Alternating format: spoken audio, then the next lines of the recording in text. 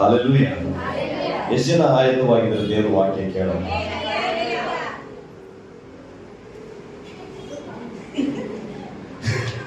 First ನೋಡ್ಕೊಳ್ತೀನಿ ಎಷ್ಟು ಜನ ಆಯತ್ತವಾಗಿದ್ದೀರ ಅಂತ. ಹಲ್ಲೆಲೂಯಾ.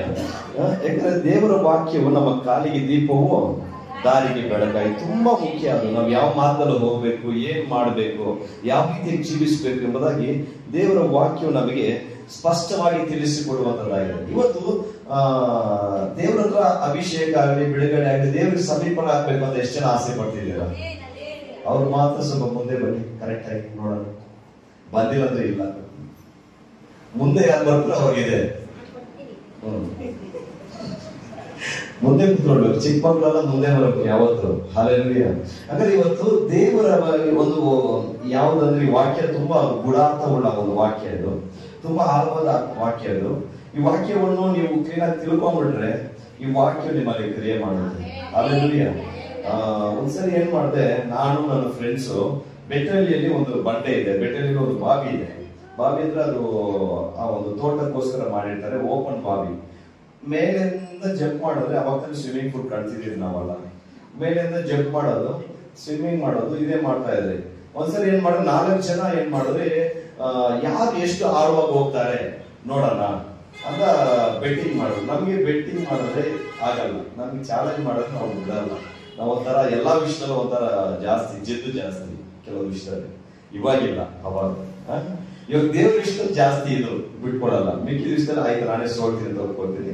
ಅವಾಗ ಆ ತರ ಇಲ್ಲ.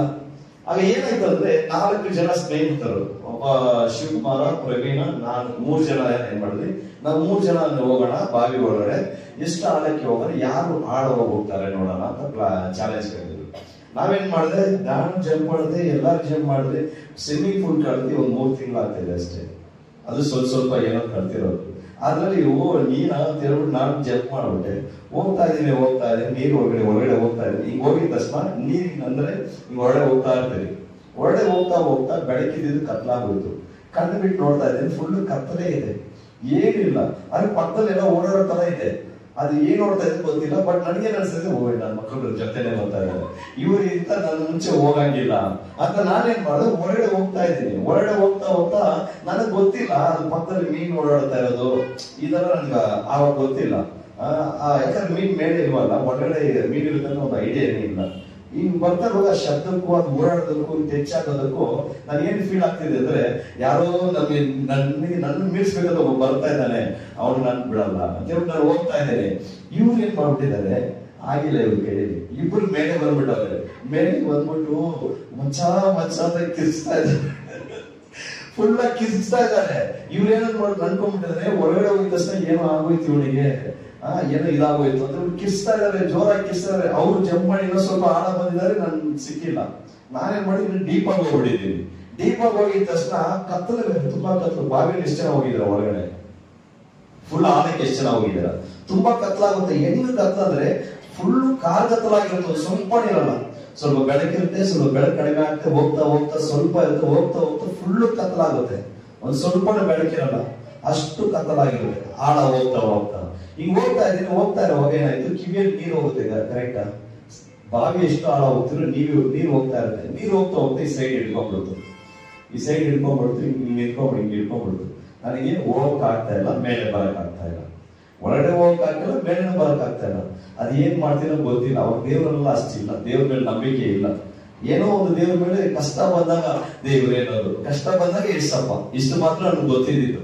ಆಗ ಕಷ್ಟ ಬಂದ್ಬಿಡ್ತು, ಸಿಗಾಕೊಂಡ್ಬಿಟ್ಟೆ, ಒಳಗಡೆ ಸಿಗಾಕೊಂಡ್ಬಿಟ್ಟೆ, ನನ್ ಕರ್ಕೊಂಡು ಹೋಗ್ರು ಯಾರಿಲ್ಲ, ಏನ್ ಮಾಡೋದು ಗೊತ್ತಿಲ್ಲ ಅಂದ್ರೆ ಯೇಸುವೇ ಅಂತ ಅನ್ಕೊಂಡು ಹಿಂಗಿರೋನು ತಿರ್ಕೊಂಡು ಹಿಂಗ್ ಅಂತಿದ್ರೆ ಒಂದ್ ಕೈ ಮಾತ್ರ ಅಂತ ಇದೆ, ಈ ಕೈ ಬರ್ತಾನೆ ಇಲ್ಲ. ಯಾಕಂದ್ರೆ ನೀರು ಹೋಗ್ಬಿಟ್ಟು ಫುಲ್ ಒಂಥರ ಪ್ಯಾರಲೈಸ್ ಆಗೋ ತರ ಆಗೋಯ್ತು. ಆಮೇಲೆ ಜೋರಾಗಿ ನನ್ಬಿಟ್ಟು ಹಿಂಗ್ ಮೇಲೆ ಬಂದಿದ್ದ ತಕ್ಷಣ ಉಗುಳು ಇಟ್ಕೊಂಡು ಪಲಾರ ಹೊಡೆದ್ಬಿಟ್ಟು ಎಲ್ಲ ಹೋಗಿದೆ, ಹುಡುಕ್ತಾ ಇದ್ರಿ ಒಂಥರ ಅಲೋತರ ಆಗ್ಬಿಟ್ರು, ತುಂಬಾ ಎಮೋಷನಲ್ ಆಗ್ಬಿಟ್ರು ಅವರು. ಅಲೋತರ ಎಮೋಷನಲ್ ಆಗ್ಬಿಟ್ರು.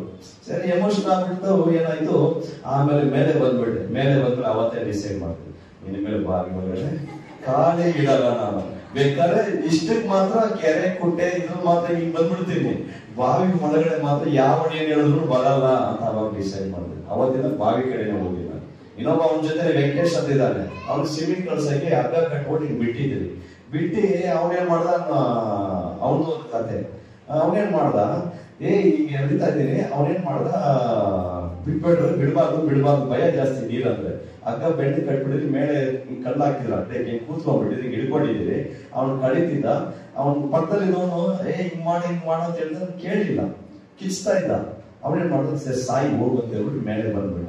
ಮೇಲೆ ಬಂದ ತಕ್ಷಣ ಮಚ್ಚ ಬಿಡ, ಹಗ್ಗ ಬಿಡ, ಅವ್ನು ಸಾಯಿಲಿ ಬಿಡ, ಅವ್ನು ಕಲಿಯಲ್ಲ, ಹಿಡಿದೋರು ಕಲಿಯಲ್ಲ. ನಾನೇನ್ ಮಾಡಿದೆ, ಹಗ್ಗ ಹಿಂಗ್ ಅಂದ್ಬಿಟ್ಟು ಹಿಂಗ್ ಅಂದೆ ಅಷ್ಟೇ. ಹಿಂಗ್ ಒಳಗಡೆ ಹಿಂಗ್ ಬಿಟ್ಬಿಟ್ಟು ಒಳಗಡೆ ಮುಡಿದಾಗ ಎತ್ತೆ ಅಷ್ಟೇ.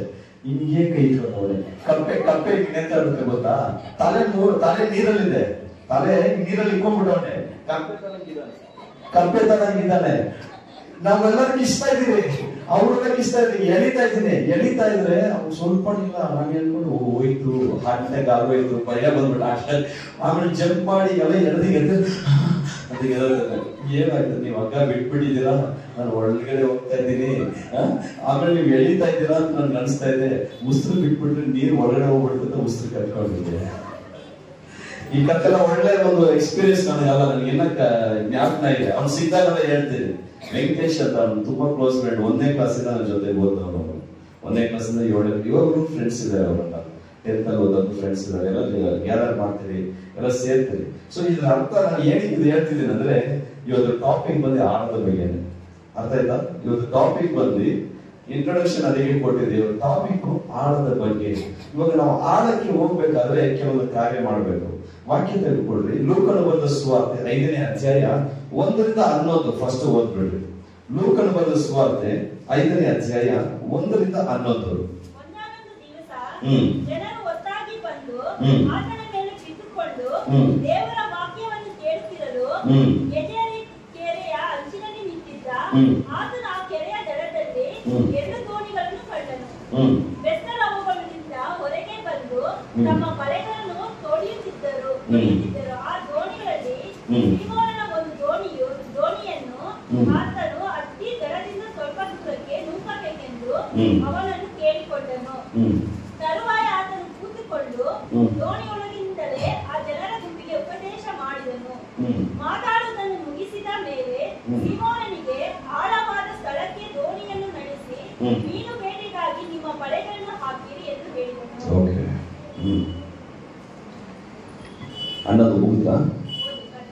ಅದಕ್ಕೆ ಸೀಮೋನನು, ಗುರುವೇ, ನಾವು ರಾತ್ರಿಯೆಲ್ಲ ಪ್ರಯಾಸ ಪಟ್ಟರೂ ಏನೂ ಸಿಕ್ಕಲಿಲ್ಲ.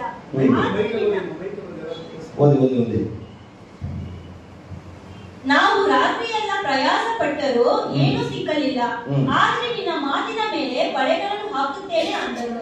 ಹಾಕಿದ ಮೇಲೆ ಮೀನುಗಳು ರಾಶಿಯಾಗಿ ಸಿಕ್ಕಿಕೊಂಡು ಅವರ ಬಲೆಗಳು ಹರಿದು ಹೋಗುತ್ತಿದ್ದವು. ಆಗ ಅವರು ಮತ್ತೊಂದು ದೋಣಿಯಲ್ಲಿದ್ದ ತಮ್ಮ ಪಾಲುಗಾರರಿಗೆ, ನೀವು ಬಂದು ನಮಗೆ ನೆರೆಯವಾಗಬೇಕೆಂದು ಸನ್ನೆ ಮಾಡಿದರು. ಅವರು ಬಂದು ಆ 2 ದೋಣಿಗಳಲ್ಲಿ ಮೀನುಗಳನ್ನು ತುಂಬಿಸಲು ಅವು ಮುಳುಗುವ ಹಾಗಾದವು.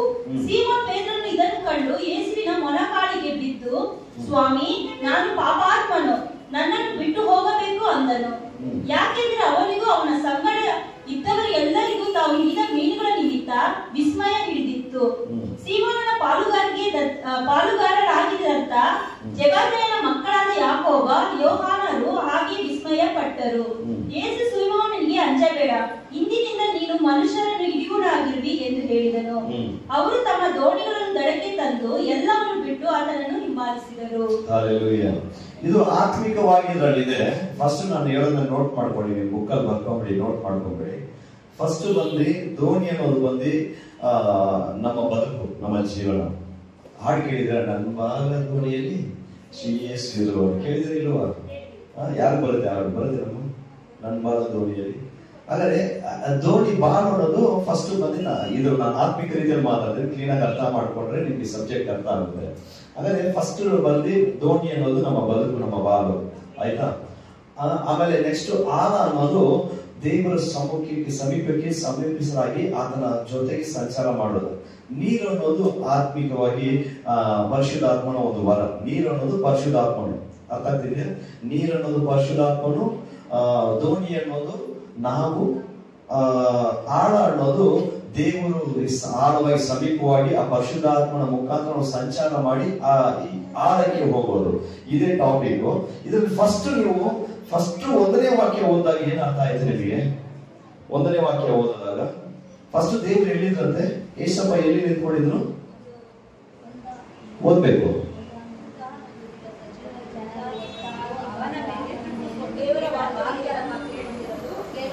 ಎರಡನೇ ವಾಕ್ಯ ಓದಿ, ಎರಡನೇ ವಾಕ್ಯದಿಂದ ಓದಿ. ಮೈಕ್ ತಗೊಂಡು ಹೇಳಿ. ಆತನ ಮೇಲೆ ಬಿದ್ದುಕೊಂಡು ದೇವರ ವಾಕ್ಯವನ್ನು ಕೇಳುತ್ತಿರಲು ಗೆಜೆರೆತ್ ಕೆರೆಯ ಅಂಚಿನಲ್ಲಿ ನಿಂತಿದ್ದ ಆತನ ಆ ಕೆರೆಯ ದಡದಲ್ಲಿ 2 ದೋಣಿಗಳನ್ನು ಕಂಡನು. ದೋಣಿ ಎಲ್ಲಿ ಕಂಡ್ರಂತೆ? ಕೆರೆ ದಡದಲ್ಲಿ. ಕೆರೆ ದಡದಲ್ಲಿ ಏನಿತ್ತು? 2 ದೋಣಿ ಇತ್ತು. ಇವಾಗ ಕೆರೆ ದಡದಲ್ಲಿ ಅನೇಕ ಕ್ರೈಸ್ತರು ಕೆರೆಯ ದಡದಲ್ಲೇ ಇದ್ದಾರೆ. ಅರ್ಥ ಆಗ್ತಿದ್ಯಾ? ಕೆರೆಯ ದಡದಲ್ಲೇ ಇದ್ದಾರೆ. ಅಲ್ಲಿ ಹೇಳ್ತಾರೆ, ದೋಣಿನ ತಗೊಂಡು ಬಾ ಸ್ವಲ್ಪ ಮುಂದೆ ಹೋಗೋಣ ಅಂತ ಹೇಳ್ತಾರೆ ದೇವರು. ಆ ಯೇಸು ಕ್ರಿಸ್ತನು ಹೇಳಿದ ತಕ್ಷಣ ದೋಣಿ ತಗೊಂಡು ಮುಂದೆ ಹೋದಾಗ ಅಲ್ಲಿ ಬಂದು ಪ್ರಸಂಗ ಮಾಡ್ತಾರೆ. ಆದ್ರೂ ತುಂಬಾ ಜನ ಎಲ್ಲಿ ನಿಂತಿದ್ದಾರೆ? ದಡದಲ್ಲೇ ನಿಂತಿದ್ದಾರೆ. ಕರೆಕ್ಟಾ? ಹಾಗಾದ್ರೆ ದೇವರನ್ನು ಬೈಬಲ್ ವಾಕ್ಯ ಬರೆದ್ಬಿಟ್ಟಿದೆ, ನನ್ನನ್ನು ಹಿಂಬಾಲಿಸುವುದಾದ್ರೆ ನಿನ್ನ ಶಿಲುಬೆಯನ್ನು ಹೊತ್ತು ನನ್ನನ್ನು ಹಿಂಬಾಲಿಸು, ನಾನೇ ಮಾರ್ಗವು ಸತ್ಯವು ಜೀವವಾಗಿದ್ದೇನೆ, ನನ್ನ ಹೊತ್ತು ಒಬ್ಬನು ಪರಲೋಕ ರಾಜ್ಯ ಪ್ರವೇಶಿಸಲು ಸಾಧ್ಯ ಇಲ್ಲ. ಹಾಗಾದ್ರೆ ನಾನು ಎಲ್ಲಾದ್ರೂ ಹೋಗ್ಬೇಕಾದ್ರೆ, ಏನಾದ್ರೂ ಹೊಂದ್ಕೊಳ್ಬೇಕಾದ್ರೆ ನಾನು ಒಬ್ಬರ ಮಾರ್ಗವನ್ನು ಹಿಡಿಬೇಕು, ಒಬ್ಬರ ಹಿಂದೆ ನಡಿಬೇಕು, ಅವ್ರ ಜೊತೆ ನಾನು ಹೋಗ್ಬೇಕು. ಕರೆಕ್ಟಾ? ಇವಾಗ ಹೆಂಗೆ ಒಬ್ಬ ಕುರುಬರು ಹೋಗ್ತಿರುವಾಗ ಕುರಿಗಳು ಹಿಂದೆ ಹೋಗ್ತಾ ಇರ್ತಾರೆ, ನೋಡಿದ್ದೀರಾ? ಕಣ್ಣಿಗೆ ಇಟ್ಕೊಂಡು ಕೈಯಲ್ಲಿ ನೀರು ಅನ್ಕೊಂಡು ಹೋಗ್ತಾ ಇರ್ತಾರೆ, ಹಿಂದೆ ಹೋಗ್ತಿರ್ತಾರೆ. ಬಟ್ ಕುರುಬನ ಹೋಗೋ ಕಡೆನೆ ಹೋಗ್ತಾ ಇರುತ್ತಾ? ಹಾಗಾದ್ರೆ ಇಲ್ಲಿ ನೋಡಿ, 2 ದೋಣಿಗಳು 2 ದೋಣಿಯಲ್ಲಿ ಬೆಸ್ತರಿದ್ದಾರೆ, ಅಲ್ಲಿ ಬಲೆ ಬೀಸೋರಿದ್ದಾರೆ. ಅವನ್ನ ಕರ್ಕೊಂಡೋಗಿ ಎಲ್ಲಿ ಕರ್ಕೊಂಡೋದ್ರು? ಸ್ವಲ್ಪ ಮುಂದೆ ಕರ್ಕೊಂಡೋದ್ರು. ಮುಂದೆ ಕರ್ಕೊಂಡೋಗಿದ ತಕ್ಷಣ ಅಲ್ಲಿ ಹೇಳ್ತಾರೆ, ಪ್ರಸಂಗ ಮಾಡಿ ಮುಗಿಸಿದ ತಕ್ಷಣ ಅಲ್ಲಿ ಕೇಳುವ ಒಂದು ವಿಚಾರ ಏನ್ ಕೇಳ್ತಾರೆ ಅಂದ್ರೆ, ನಡಿ ಆಳವಾದ ಕಡಿದಾದ ಸ್ಥಳಕ್ಕೆ ಹೋಗಿ ನಾವು ಮೀನನ್ನು ಹಿಡಿಯೋಣ. ಅಲ್ಲಿ ಏನ್ ಹೇಳ್ತಾರೆ ಅವರು? ನಾವು ರಾತ್ರಿ ಎಲ್ಲ ಪ್ರಯಾಸ ಪಟ್ಟರೂ ಏನೂ ಸಿಕ್ಕಲಿಲ್ಲ, ಆದ್ರೆ ನಿನ್ನ ಮಾತಿನ ಮೇಲೆ ಬಲೆಗಳನ್ನು ಹಾಕುತ್ತೇನೆ ಅಂದನು. ಹಲ್ಲೆಲೂಯಾ. ಆದರೂ ಅಲ್ಲಿ ಏನೋ ಒಂದು ವಿಷಯ, ಆಳವಾದ ಸ್ಥಳಕ್ಕೆ ಹೋಗು. ಮೀನುಗಳು ಅಂತ ನೋಡಿದ್ರೆ ವಿಶ್ವಾಸಿಗಳು ಅಂತ ಅರ್ಥ ಆಗ್ತಿದ್ಯಾ? ಮೀನುಗಳು ಅಂದ್ರೆ ಆತ್ಮಗಳು, ವಿಶ್ವಾಸಿಗಳು. ಅದೆಲ್ಲ ಆತ್ಮಿಕ ರೀತಿಯಲ್ಲಿ ತಿಳ್ಕೊಳ್ಬೇಕು. ಹಾಗಾದ್ರೆ ಕಡಿದಾದ ಸ್ಥಳಕ್ಕೆ, ಕಡಿದಾದ ಎತ್ತರವಾದದ್ದು, ಆಳವಾದ ಸ್ಥಳಕ್ಕೆ ಹೋಗುವಂದ್ರೆ ಅನೇಕ ಸಮಯ ನಾವು ಅಂಚಿನಲ್ಲೇ ಇದ್ದೇವೆ, ದೇವರ ಸಮ್ಮುಖದಲ್ಲಿ ಒಂದು ಬಾರ್ಡರ್ ಇದ್ದೀವಿ. ನಾವು ಈ ಕಡಿದಾದ ಸ್ಥಳಕ್ಕೆ ಹೋಗ್ಬೇಕಂದ್ರೆ ಭಯ ಇದೆ. ಇವಾಗ ನೋಡಿ, ನಾನು ಆ ಬಾವಿ ಒಳಗಡೆ ಹೋದಾಗ ಆ ಅನುಭವ ಆಗಿದ್ದಕ್ಕೆ ನನಗೆ ಭಯ ಬಂತು. ಯಾಕಂದ್ರೆ ನೀರು ಕತ್ತಲಾಗ್ತಾ ಇದೆ, ಒಳಗಡೆ ನನಗೆ ಆಯಾಸ ಆಗ್ತಾ ಇದೆ, ನನ್ಗೆ ಹೊರಗಡೆ ಹೋಗ್ತಾ ಇಲ್ಲ, ಮೇಲೇನು ಬರಕ್ಕಾಗ್ತಾ ಇಲ್ಲ, ಜೀವ ಹೋಗೋ ತರ ಆಗ್ತಿದೆ. ಇದೇ ರೀತಿಯಾಗಿ ದೇವರ ಸಮ್ಮುಖದಲ್ಲಿ ನೀವು ಅಂಚಲ್ಲಿ ನಿಂತ್ಕೊಂಡ್ರೆ ಚೆನ್ನಾಗಿರುತ್ತೆ, ನೀವು ಬಾರ್ಡರ್ ಆ ಕೆರೆ ದಡದಲ್ಲಿ ನಿಂತ್ಕೊಂಡ್ರೆ ಚೆನ್ನಾಗಿರುತ್ತೆ. ಆದ್ರೆ ಯಾವಾಗ ನಾನು ಪೂರ್ಣ ಮನಸ್ಸಿನಿಂದ ನಿನ್ನ ಜೊತೆಗೆ ನಾನು ಆಳ ಬರ್ತೀನಿ, ಅಲ್ಲಿ ನಾನು ಬಂದು ಬೆಳಾಗ್ತೀನಿ, ಅಲ್ಲಿ ಬಂದು ನಾನು ನಿಲ್ತೀನಿ, ನನಗೆ ಎಲ್ಲವೂ ನೀನು ಮಾಡ್ತೀಯ ಅಂತ ನೀವು ಒಪ್ಪಿಸಿಕೊಡ್ತೀರೋ, ಆ ಆಳವಾದ ಸ್ಥಳಕ್ಕೆ ದೇವರೇ ನಿಮ್ಮನ್ನು ನಡೆಸೋರಾಗಿದ್ದಾರೆ. ಆಳವಾದ ಸ್ಥಳಕ್ಕೆ ದೇವರೇ ನಿಮ್ಮನ್ನು ನಡೆಸೋರಾಗಿದ್ದಾರೆ. ಅಲ್ಲಿ ಏನ್ ಹೇಳ್ತಾರೆ ಸೀಮೋನ ಪೇತ್ರನು, ನಾವು ರಾತ್ರಿ ಎಲ್ಲ ಪ್ರಯಾಸ ಪಟ್ಟು ಒಂದು ಸಿಗ್ಲಿಲ್ಲ. ಕೆಲವು ಸಮಯ ನಮ್ಮ ಬಲದಿಂದ ನಾವು ಪ್ರಯಾಸ ಪಡ್ತೇವೆ. ಕರೆಕ್ಟಾ? ನಮ್ಮ ಬಲದಿಂದ ಪ್ರಯಾಸ ಪಡ್ತೇವೆ, ನಮ್ಮ ಬಲದಿಂದ ಎಲ್ಲ ಮಾಡ್ತೇವೆ. ನಾನು ಉಪವಾಸ ಇರ್ತೀನಿ, ಅದು ಮಾಡ್ತೀನಿ, ಇದು ಮಾಡ್ತೀನಿ, ಹಿಂಗ್ ಮಾಡೋಣ, ಹಂಗ್ ಮಾಡೋಣ. ಬೇಡವೇ ಬೇಡ. ದೇವರ ಸಮ್ಮುಖದಲ್ಲಿ ಒಪ್ಪಿಸಿಕೊಟ್ಟು ಆತನ ಮಾತನ್ನ ಕೇಳಿ, ನಾನು ಏನ್ ಮಾಡಬೇಕು, ನಾನು ಎಲ್ಲಿಗೆ ಹೋಗ್ಬೇಕು, ನಾನು ಯಾವ ರೀತಿ, ಒಂದ್ ಸ್ವಲ್ಪ ತಾಳ್ಮೆಯಿಂದ ಕೇಳಿ ನೋಡಿ. ಆತನ ಹೇಳ್ತಾನೆ, ಆತನ ಹೇಳೋದನ್ನ ಮಾಡಿದಾಗ ದೇವರು ಒಂದು ಒಳ್ಳೆ ಸ್ಥಾನವನ್ನು ನೀವು ಕೊಡೋರಾಗಿದ್ದಾರೆ. Hallelujah, hallelujah. ಇನ್ನೂ ಅಂಚನೆ ಇದ್ದೀರಿ ನಾವು, ನಮ್ಮನ್ನು ಪರಿಶೋಧಿಸ್ಕೊಂಡು ಇನ್ನೂ ಬಾರ್ಡರ್ ಇದ್ದೀರಿ. ಎಷ್ಟು ಆಳ ಬಂದಿದ್ದೀರಿ ನೋಡಿ, ಎಷ್ಟು ಆಳ ಬಂದಿದ್ದೀರಿ. ನಾವು ಯಾವ ರೀತಿ ಆಳದಲ್ಲಿ ನಾವು ಇದ್ದೀವಿ, ಎಷ್ಟು ಒಂದು ಮುಂದೆ ಹೋಗಿದ್ದೀವಿ ಅಂತ ನೋಡಿ. 10 ವರ್ಷ, 5 ವರ್ಷ, 20 ವರ್ಷ ಅದೆಲ್ಲ ಬೇಡವೇ ಬೇಡ. 1 ವರ್ಷ, ನೀವು 1 ತಿಂಗಳು ಬಂದಿದ್ರು ನೀವು ಆ ಆಳದ ಅನುಭವವನ್ನು ಅನುಭವಿಸಿರ್ಬೇಕು. ಯಾವ್ದು ಗೊತ್ತಾ? ಅದು ಮರಣಾವಸ್ಥೆ, ಹೋರಾಟಗಳು, ಕಣ್ಣೀರು, ಎಲ್ಲ ದುಃಖ, ಯಾವುದೇ ಆಗಲಿ ಆ ಆಳವನ್ನು ದಾಟಿ ನೀನು ಏನು ಮಾಡಕ್ಕಾಗುತ್ತೆ. ನಾನು ಮುಂದೆ ಹೋಗ್ತಾ ಇದ್ದೀನಿ, ನನ್ನ ದೇವರಾಗಿರುವ ಕರ್ತನು ನನ್ನ ಮುಂದೆ ಎತ್ಕೊಂಡು ನಾವಿಕನಾಗಿದ್ದಾನೆ, ನನ್ನ ಈ ಬಾಳ ದೋಣಿ ನಡೆಸೋನು ಅವನಾಗಿದ್ದಾನೆ. ಆತನ ನಡೆಸೋವರೆಗೂ ಆ ಸಮುದ್ರ ಅಲ್ಲೋಡಕ್ ಕಾಣೋದಾಗುತ್ತೆ. ನೋಡಿ ಎಷ್ಟು ಧೈರ್ಯ ಅಂತ ಗೊತ್ತಾ ಹಡಗು ನಡೆಸೋರಿಗೆ. ಆದ್ರೆ ಹಡಗಲ್ಲಿ ಹೋಗೋರಿಗೆ ತುಂಬಾ ಭಯ ಆಗುತ್ತೆ. ಭಯ ಆಗಿದೆ ಇಲ್ವಾ? ಈ ಚೆನ್ನೈ ಮೆರಿನಾ ಬೀಚ್ ಅಲ್ಲ ಒಂದು ಬಾರ್ಡರ್ ಬದನೆ ಒಂಥರ ಇರುತ್ತೆ. ಇನ್ನ ಅದು ತಗೊಂಡ ಸೆಂಟ್ರ್ ಹೋಗ್ಬಿಟ್ರೆ ಒಂಥರ ಎದೆ ಗಡಿಬಿಡಿ ಆಗುತ್ತೆ. ಯಾಕಂದ್ರೆ ಏನು ಕಾಣಿಸಲ್ಲ, ಬರೀ ನೀರೇ ಇರುತ್ತೆ. ಆತರ ಸೆಂಟ್ರಲ್ಲಿ ತುಂಬಾ ಕೆಲವರು ತಲೆ ಸುತ್ತು ಬರುತ್ತೆ, ಕೆಲವರು ತಲೆನೋವು ಬರುತ್ತೆ, ಕೆಲವರು ವಾಮಿಟ್ ಆಗುತ್ತೆ. ಯಾಕಂದ್ರೆ ಅದು ಅನುಭವ ಆಗಿರೋದಿಲ್ಲ. ಆದ್ರೆ ಬೆಸ್ತರು ಬೀಡಿಯವರು ಆಗ ಇದು ಹಾಡಗಳನ್ನು ಚಲಾಯಿಸುವವರಿಗೆ ಅದು ರೂಢಿಯಾಗಿರುತ್ತೆ. ಅರ್ಥ ಆಗ್ತಿದೆ. ಕೆಲವು ಸಮಯ ನಾವು ಅದು ಹೋಗುವಾಗ ಆಳವಾಗಿ ಹೋಗ್ತಾ ಹೋಗ್ತಾ ತಲೆ ಸುತ್ತು ಬರುತ್ತೆ, ವಾಮಿಟ್ ಬರುತ್ತೆ. ಅದರ ಜೀವನದಲ್ಲಿ ಏನಾಗುತ್ತೆ, ದೇವರನ್ನ ಒಂದು ದೂಷಿಸುವಂತೆ, ದೇವರನ್ನ ಕುರಿತು ಏನಂದ್ರೆ ಆ ಒಂದು ಆಲಸ್ಯ ಬರುತ್ತೆ. ಅಯ್ಯೋ ಏನ್ ಪ್ರೇಯರು, ಅಯ್ಯೋ ಏನ್ ದೇವರು, ಅಯ್ಯೋ ಏನ್ ಹೋಗೋಣ, ಅಷ್ಟೇ ಇಷ್ಟೇ, ಈ ರೀತಿ ಆಲಸ್ಯ ಬರ್ತಾನೆ ಇರುತ್ತೆ. ಆದ್ರೆ ಇನ್ನೂ ಆಳ ಹೋಗ್ತೀನಿ ಅಂತ ಹೋಗ್ತಾ ಇರುವಾಗಲೇ ಆ ಒಂದು ಪ್ರಸನ್ನತೆ ನಾವು ಅನುಭವಿಸಬೇಕಾಗಿದೆ. ಅದರ ಅಭಿಷೇಕ ನಾವು ಇದು ಮಾಡಕ್ಕಾಗೋದು. ನೋಡಿ, ಯಾಕೋಬನು ಬರೆದ ಪತ್ರಿಕೆ 3ನೇ ಅಧ್ಯಾಯ 4ನೇ ವಾಕ್ಯ ನೀವು ನೋಟ್ ಮಾಡ್ಕೊಳ್ಳಿ. ಯಾಕೋಬನು ಬರೆದ ಪತ್ರಿಕೆ 3ನೇ ಅಧ್ಯಾಯ 4ನೇ ವಾಕ್ಯದಲ್ಲಿ ನಮ್ಮ ಬಾಳನ್ನು, ನಮ್ಮ ಈ ಶರೀರವನ್ನು ಹಡಗಿಗೆ ಹೋಲಿಕೆಯಾಗಿ ಅಲ್ಲಿ ಮಾತಾಡಿದ್ದಾರೆ ವಾಕ್ಯದಲ್ಲಿ. ಈ ನಮ್ಮ ಶರೀರವನ್ನು ಹಡಗಿಗೆ ಹೋಲಿಕೆಯಾಗಿ ಮಾತಾಡಿದ್ದಾರೆ. ತಗೊಳ್ಳಿ ವಾಕ್ಯ ಓದಿ. ಹಡಗುಗಳನ್ನು ನೋಡಿ, ಅವು ಬಹು ದೊಡ್ಡವು, ಬಲವಾದ ಗಾಳಿಯಿಂದ ಬಡಿಸಿಕೊಂಡು ಹೋಗುತ್ತವೆ. ಆದರೂ ನಡೆಸುವವನು ಬಹು ಸಣ್ಣ ಚುಕ್ಕಾಣಿಯಿಂದ ಅವುಗಳನ್ನು ತನ್ನ ಮನಸ್ಸಿಗೆ ಬಂದ ಕಡೆಗೆ ತಿರುಗಿಸುತ್ತಾನೆ. ಅದೇ ರೀತಿಯಾಗಿ ಹಾಗೆ ನಾಲಿಗೆಯು ಕೂಡ ಚಿಕ್ಕ ಅಂಗವಾಗಿದೆ. ಅದರ ಶರೀರವೆಲ್ಲ ಒಂದು ಹಡಗಾಗಿದೆ. ಈ ನಾಲಿಗೆ ಒಂದು ಚುಕ್ಕಾಣಿ, ಒಂದು ಚಿಕ್ಕ ಅಂಗ. ಇದಕ್ಕೆ ಒಂದು ಉದಾಹರಣೆಯಲ್ಲಿ ಹೇಳಿರೋದು. ಅರ್ಥ ಆಗ್ತಿದ್ಯಾ? ಆ ಉದಾಹರಣೆ ಇಟ್ಟೆ ನಾವು ನಿಮ್ಮ ಹತ್ರ ಮಾತಾಡ್ತಿದ್ದೀವಿ. ಈ ನಮ್ಮ ಶರೀರವನ್ನ, ನಮ್ಮ ಬದುಕೆಂಬ ಬಾಲಿನಲ್ಲಿ ನಾವಿಕನಾಗಿ ಯೇಸು ಕ್ರಿಸ್ತನು ಇರುವುದಾದರೆ ಅದು ಎಷ್ಟು ಆಳಕ್ಕೆ ಬೇಕಾದ್ರೆ ನಾವು ಹೋಗಬಹುದು. ಮೊದಲನೇದಾಗಿ ಈ ಹಡಗು ಯಾವ ರೀತಿಯಾಗಿದೆ, ಈ ಹಡಗು ಸರಿಯಾಗಿದೆಯಾ, ಈ ಹಡಗು ಆಳಕ್ಕೆ ಹೋಗಲು ಶಕ್ತವಾಗಿದೆ. ಕೆಲವೊಂದು ಹಡಗುಗಳು ಈ ಸಮುದ್ರದಲ್ಲಿ ಇಷ್ಟುವರೆಗೂ ಮಾತ್ರ ಹೋಗಕ್ಕಾಗುತ್ತೆ, ಅದಕ್ಕೆ ಮೇಲೆ ಅದು ಹೋಗಕ್ಕಾಗಲ್ಲ. ಯಾಕಂದ್ರೆ ಅದು ಫ್ಯೂಲ್ ಕೆಪಾಸಿಟಿ ಅಷ್ಟಿರುತ್ತೆ. ಅದಕ್ಕೆ ಇಂಧನ ಕೆಪಾಸಿಟಿ ಎಷ್ಟಿರುತ್ತೋ ಅಷ್ಟು ದೂರ ಮಾತ್ರ ಹೋಗ್ತಾರೆ. ಕೆಲವೊಬ್ರು ಬಂದು ಒಂದು ವಾರ ಪ್ರಯಾಣ, ತಿಂಗಳ ಪ್ರಯಾಣ, ಈ ತರ ಹೋಗೋ ತರ ಹಡಗು ಇದೆ. ಅದಕ್ಕೆ ತಕ್ಕಂತೆ ಒಂದು ಇಂಜಿನ್ ಇರುತ್ತೆ, ಎಲ್ಲ ಇರುತ್ತೆ. ಅದೇ ರೀತಿಯಾಗಿ ಕ್ರೈಸ್ತರಲ್ಲಿ ಒಂದು ಲೆವೆಲ್ ಇರುತ್ತೆ. ಆ ಲೆವೆಲ್ ನ ಮೀರಿನೇ ಹೋಗ್ಬೇಕು ನಾವು. ನಮ್ಗೆ ಇಷ್ಟೇ ಆಗುತ್ತೆ, ನಮ್ಗೆ ಇಷ್ಟ ಮೇಲೆ ಹೋಗಕ್ಕಾಗೋದು, ಅಯ್ಯೋ ಇಷ್ಟೇ ಅಂತ. ಯಾಕಂದ್ರೆ ಯೋಬನ ತಗೊಂಡ್ರಿ, ಯೋಬನ ಸ್ಥಿತಿಯಲ್ಲಿ ಒಂದಾದ್ಮೇಲೆ ಒಂದು ಏಟ್ ಬೀಳ್ತಾನೆ ಇದೆ, ಅವ್ನ ಕೆಳಗೆ ಬೀಳ್ತಾನೆ ಇದ್ದಾನೆ. ಆದ್ರೆ ಅವನ ಆಳದ ನಂಬಿಕೆಯನ್ನು ಬಿಟ್ಟಿಲ್ಲ. ನನ್ನ ದೇವರಿದ್ದಾರೆ. ಆದರೂ ತಾಳ್ಮೆ ಉಳ್ಳವನಾಗಿ ಕಾದಿದ್ದನು. ಯಾವ ರೀತಿ ಸಿಂಹ ಪೇತ್ರನು ಆಳವಾದ ಸ್ಥಳದಲ್ಲಿ ನೀರಿಗೆ ಬಲೆ ಹಾಕಿ ತುಂಬಿ ತೆಗೆಕಾದ್ರೆ ಇನ್ನೊಂದು ದೋಣಿಯನ್ನು ಕರ್ಕೊಂಡನ್ನ ಎಲ್ಲ ತುಂಬಿಸಿದ್ರು. ಅದೇ ರೀತಿಯಾಗಿ ಯೋಬನು ಏನ್ ಮಾಡಿದ, ತನ್ನ ಜೀವಿತದಲ್ಲಿ ಅಧಿಕವಾಗಿ ತಾನು ಕಳೆದುಕೊಂಡದನ್ನು 2ರಷ್ಟು ಹೊಂದಿಕೊಂಡವನು. ಹಾಲೆಲೂಯಾ. ಕೆಲವೊಂದು ಸಮಯ ಕೆಲವೊಂದು ನೋವನ್ನು ಉಂಟು ಮಾಡುತ್ತೆ, ಕೆಲವೊಂದು ಸಮಯ ಕೆಲವೊಂದು ಕಣ್ಣೀರನ್ನು ಉಂಟು ಮಾಡುತ್ತೆ. ಆದರೆ ನಾನು ಯಾವ ಒಂದು ಅಂಚಿನಲ್ಲಿದ್ದೇನೆ, ನಾನು ಯಾವ ಅಂಚಿನಲ್ಲಿದ್ದೇನೆ, ಅದೇ ಪ್ರಶ್ನೆ ನಾನು ಮಾಡ್ತಾ ಇರೋದು. ಇನ್ನು 2 ಉದಾಹರಣೆ ಹೇಳ್ತೀನಿ ನಾನು ನಿಮಗೆ, ಯಾವ ಅಂಚಿನಲ್ಲಿದ್ದೇನೆ. ಇವಾಗ ನೋಡಿ, ಪರಿಶುದ್ಧಾತ್ಮನಿಗೆ ಉದಾಹರಣೆ ಯಾವ್ದಂದ್ರೆ, ನೀವು ತಗೊಂಡ್ರೆ ಎಸೆಕಿಯೇಲನ ಪ್ರವಾದ ಗ್ರಂಥ 47ನೇ ಅಧ್ಯಾಯ 3-5. ಎಸೆಕಿಯೇಲನ ಪ್ರವಾದ ಗ್ರಂಥ 47ನೇ ಅಧ್ಯಾಯ 3-5. ಬೇಗ ತೆಗಿಬೇಕು, ಸಮಯ ಆಗ್ತದೆ. ನಾನು ಮುಗಿಸ್ತೇನೆ. 47ನೇ ಅಧ್ಯಾಯ 3-5 ಓದಿ.